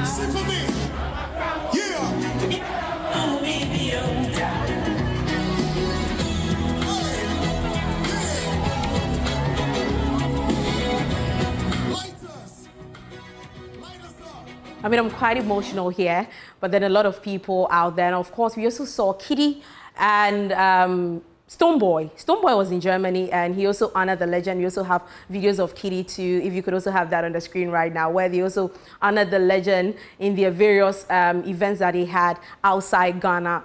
This was so beautiful. As you can see, that is Stoneboy, and we have another one, which is from Kitty. Like that we, did this for Daddy Lumba. Yeah. Whether or not we should give him a state burial, but I really like that Ghanaians honored the legend because the man is a legend. I Gave us know, so right? many beautiful tunes to dance to Yeah. for every occasion, Yeah. Jackie. And great job. I saw you over the weekend. I know, right? Everywhere. You were there across all social media platforms. Good Yeah, work. sweetie. But let's see what social media has been saying now. Nana Akowa says that, hey, God status approved. Not God like God, but the small G. That's a God status God approved. So stats. people are saying that, I mean, Daddy Lumba deserves that. And also one other comment here, Rich Law says that my question is which Ghanaian musician currently can pull this in the near future if he or she is gone? Eclipse also says, I don't know, but there's one thing about Ghanaians, they don't joke with the dead. They can dislike you to the peak when you're alive, but once you're dead, you have all the love and respect. Last comment here, Leshadia says that across our Africa continent, there'll never be a time on our current generation where a popular person in a country passes away, and then the whole population in the country come together to send the person a well-wish on a funeral ceremony. Wow, what a legend. So there's a lot of comments on this on social media where a lot of people, I could go on and on about this. But then this interesting one, on top of the trends today, is DSTV. But Susie, do you use DSTV? Do you still use DSTV? I do, because I don't have the local connection. So DSTV is the only way I get Joy News and the other digital terrestrial channels. Okay, for me, I've stopped though. Oh. But I watch Joy News online. So I just probably go on YouTube to watch the live stream. But then if you quite remember, I think during the accountability series, that was accountability series, MP for Ningo Pram Sam George gave DSTV an ultimate. Let's actually listen to that right now. A request for 30%. What I consider a proactive step will not be you writing to me and tell me that the prudent management of the economy by the Mahama administration that has led to upgrades in our credit rating by Standards and Poor's, Fitch. You tell me that that is a fluke. And so in my letter to MultiChoice, I asked them since when they began rating economies. So according to Sam George, he said he's given them an ultimatum which actually expires on, I guess, 7th. He's asking them to reduce their prices. In short, all the big English and everything you've been seeing that CT has been talking about is reduce the prices. DSTV comes out to say that, no, it won't help us. Then it was a back and forth. Sam George also responded and said that, you know what, I'm not going to listen to any conversations unless it has to do with price decrease for the subscription on DSTV. But you know, social media, we have a lot to say. So Kofi says that killer better tisso. You know that thing where CT says that killer intia, but this one there, killer better tisso. And also Zeni says that, funny enough, Ghanaians don't even get value for their money. People only pay their subscriptions because of football. I don't even know why I was paying. I think it was because of the international like news outlets like BBC and other stuff. That was why I was paying. And also, Enoch also says that we are behind you. One last comment here. Brakofi says that it's not tenable to allow our kids to explore your shows with your ridiculous prices. We'd rather use that money to take them to parks and gardens to play. So obviously, Ghanaians are supporting Sam George on this. Now, one interesting story that has been trending for days is Paul Adom Otre versus the OSP. Now, in short, there's been, the OSP started an investigation. You know, Paul Adom Otre was the board chair at Ghana Airports Company Limited, and the OSP, he detained him. He actually detained Paul Adom Otre. Then later on, he was supposed to, he was asked to pay, basically, what he was supposed to do was to, Siti, you know the story, right? Yes. So, he was the former board chairman of Ghana Airports Company Limited. And during his time, he introduced Evertex, a company that at the time had only one worker. Yeah. And, you know, the company, Ghana Airports Company is saying that they wanted to sublet that contract to them because they didn't have the manpower. Sure. And fast forward, we are here. It's tied to the SML procurement breaches that the OSP is investigating. And Paul Adom Otre was picked up. Yeah. He was asked to bring two landed... No, he actually went there himself. True. Because he spoke to him the day before that, submitted himself, then he was detained. Yes. Asked to, the bill conditions was to... two landed properties in his name. He said he didn't have. Yeah. He said he didn't have. But then, days later, he was released. Someone stepped in and he was granted bail. And the video that you saw earlier 10 minutes long. Yes, 10 minutes long video of Paul in a hearty moment with his wife, earlier with his children and all that. It got social media talking that it feels like Paul is trying to throw shades or something like that. But let's see what social media has actually been saying on this matter. So Donti says that the man literally, without any landed property in Ghana, finally got back home with his chilling and rousing welcome. I'm shocked. Let me get one last comment here. So Oreku says that, so they couldn't keep him forever, Boy, I mean, so I could go on and on when it comes to this content. When I woke up in the morning, that was the first thing I saw on social media. But then this has been in the trends with me, Jacqueline and Smaribwa. But obviously next time, Derek Alomashilevi would be joining me. Over to you, CT Abochi. I like how you do it. Haji Ajakiatu. That's a wrap for the AM show this morning, the Monday edition of the show. But because it's Monday, we're leaving you with Ghana Grows Changing Narratives, which is brought to you by MasterCard Foundation in collaboration with Springboard Roadshow Foundation. Samuel Kojo-Braze and I, Sweetie Abochi, did this. We're back on your screens tomorrow. Bye for now. From a business that I started with just myself, I'm happy to say that we have grown to 10 people. These are people we've picked from our local community. These are people who come in with no skill at all. We trained them and they're doing fantastic. All the products you see beautifully packaged are all products that are created by these people.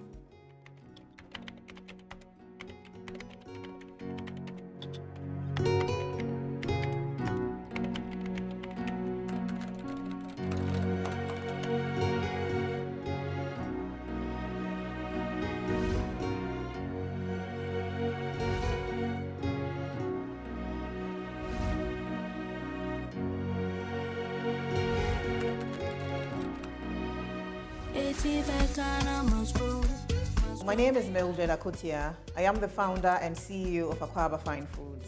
Akwaba Fine Foods is a woman-led agro-processing company. We make the most delicious snacks you can ever come across, and we make kitchen staples from locally grown ingredients. I started the business in 2015. I've run the business for 9 years now. I actually got inspiration from my travels to the Western world.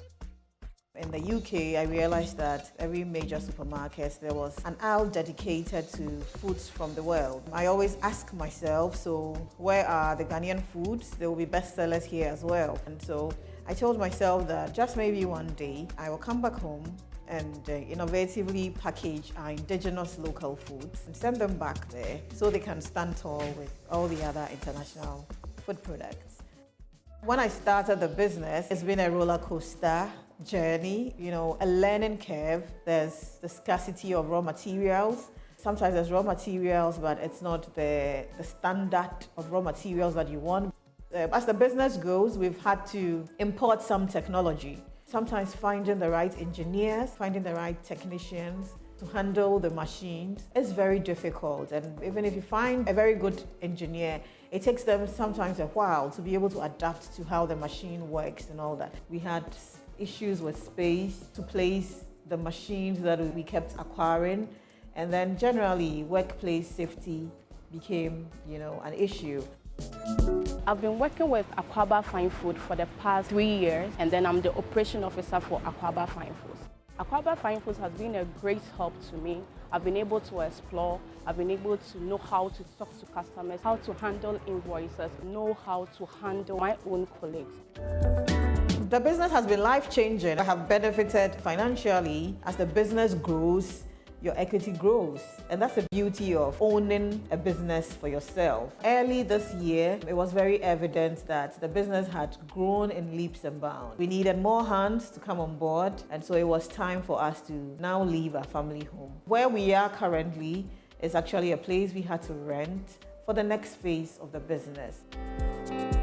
So I got to know about the Ghana Grows program through the Springboard Roadshow Foundation. I was one of the awardees for Young Innovators program. I won a cash award, I won a trip to Kenya, I won a citation, and aside that, the icing on the cake was that I've had numerous media interactions since the day that happened. I've been to different media houses, I've told my story.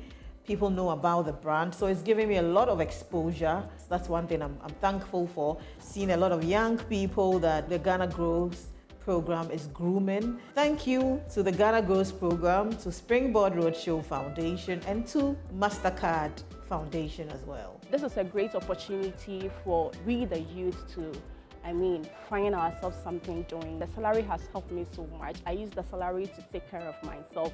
So the vision of Akwaba Fine Foods is a huge and daunting one. Akwaba Fine Foods wants to send its products to every home in the world. Just like you see other brands coming from all over, we want everybody in the world to have a taste of the flavors and local ingredients that Ghana is able to produce. I really appreciate our boss, which is Madam Mildred Akutia, for setting up this opportunity. God bless her so much. My name is Mildred Akutia. I am the founder and CEO of Akwaba Fine Foods. Ghana grows. Hope Day.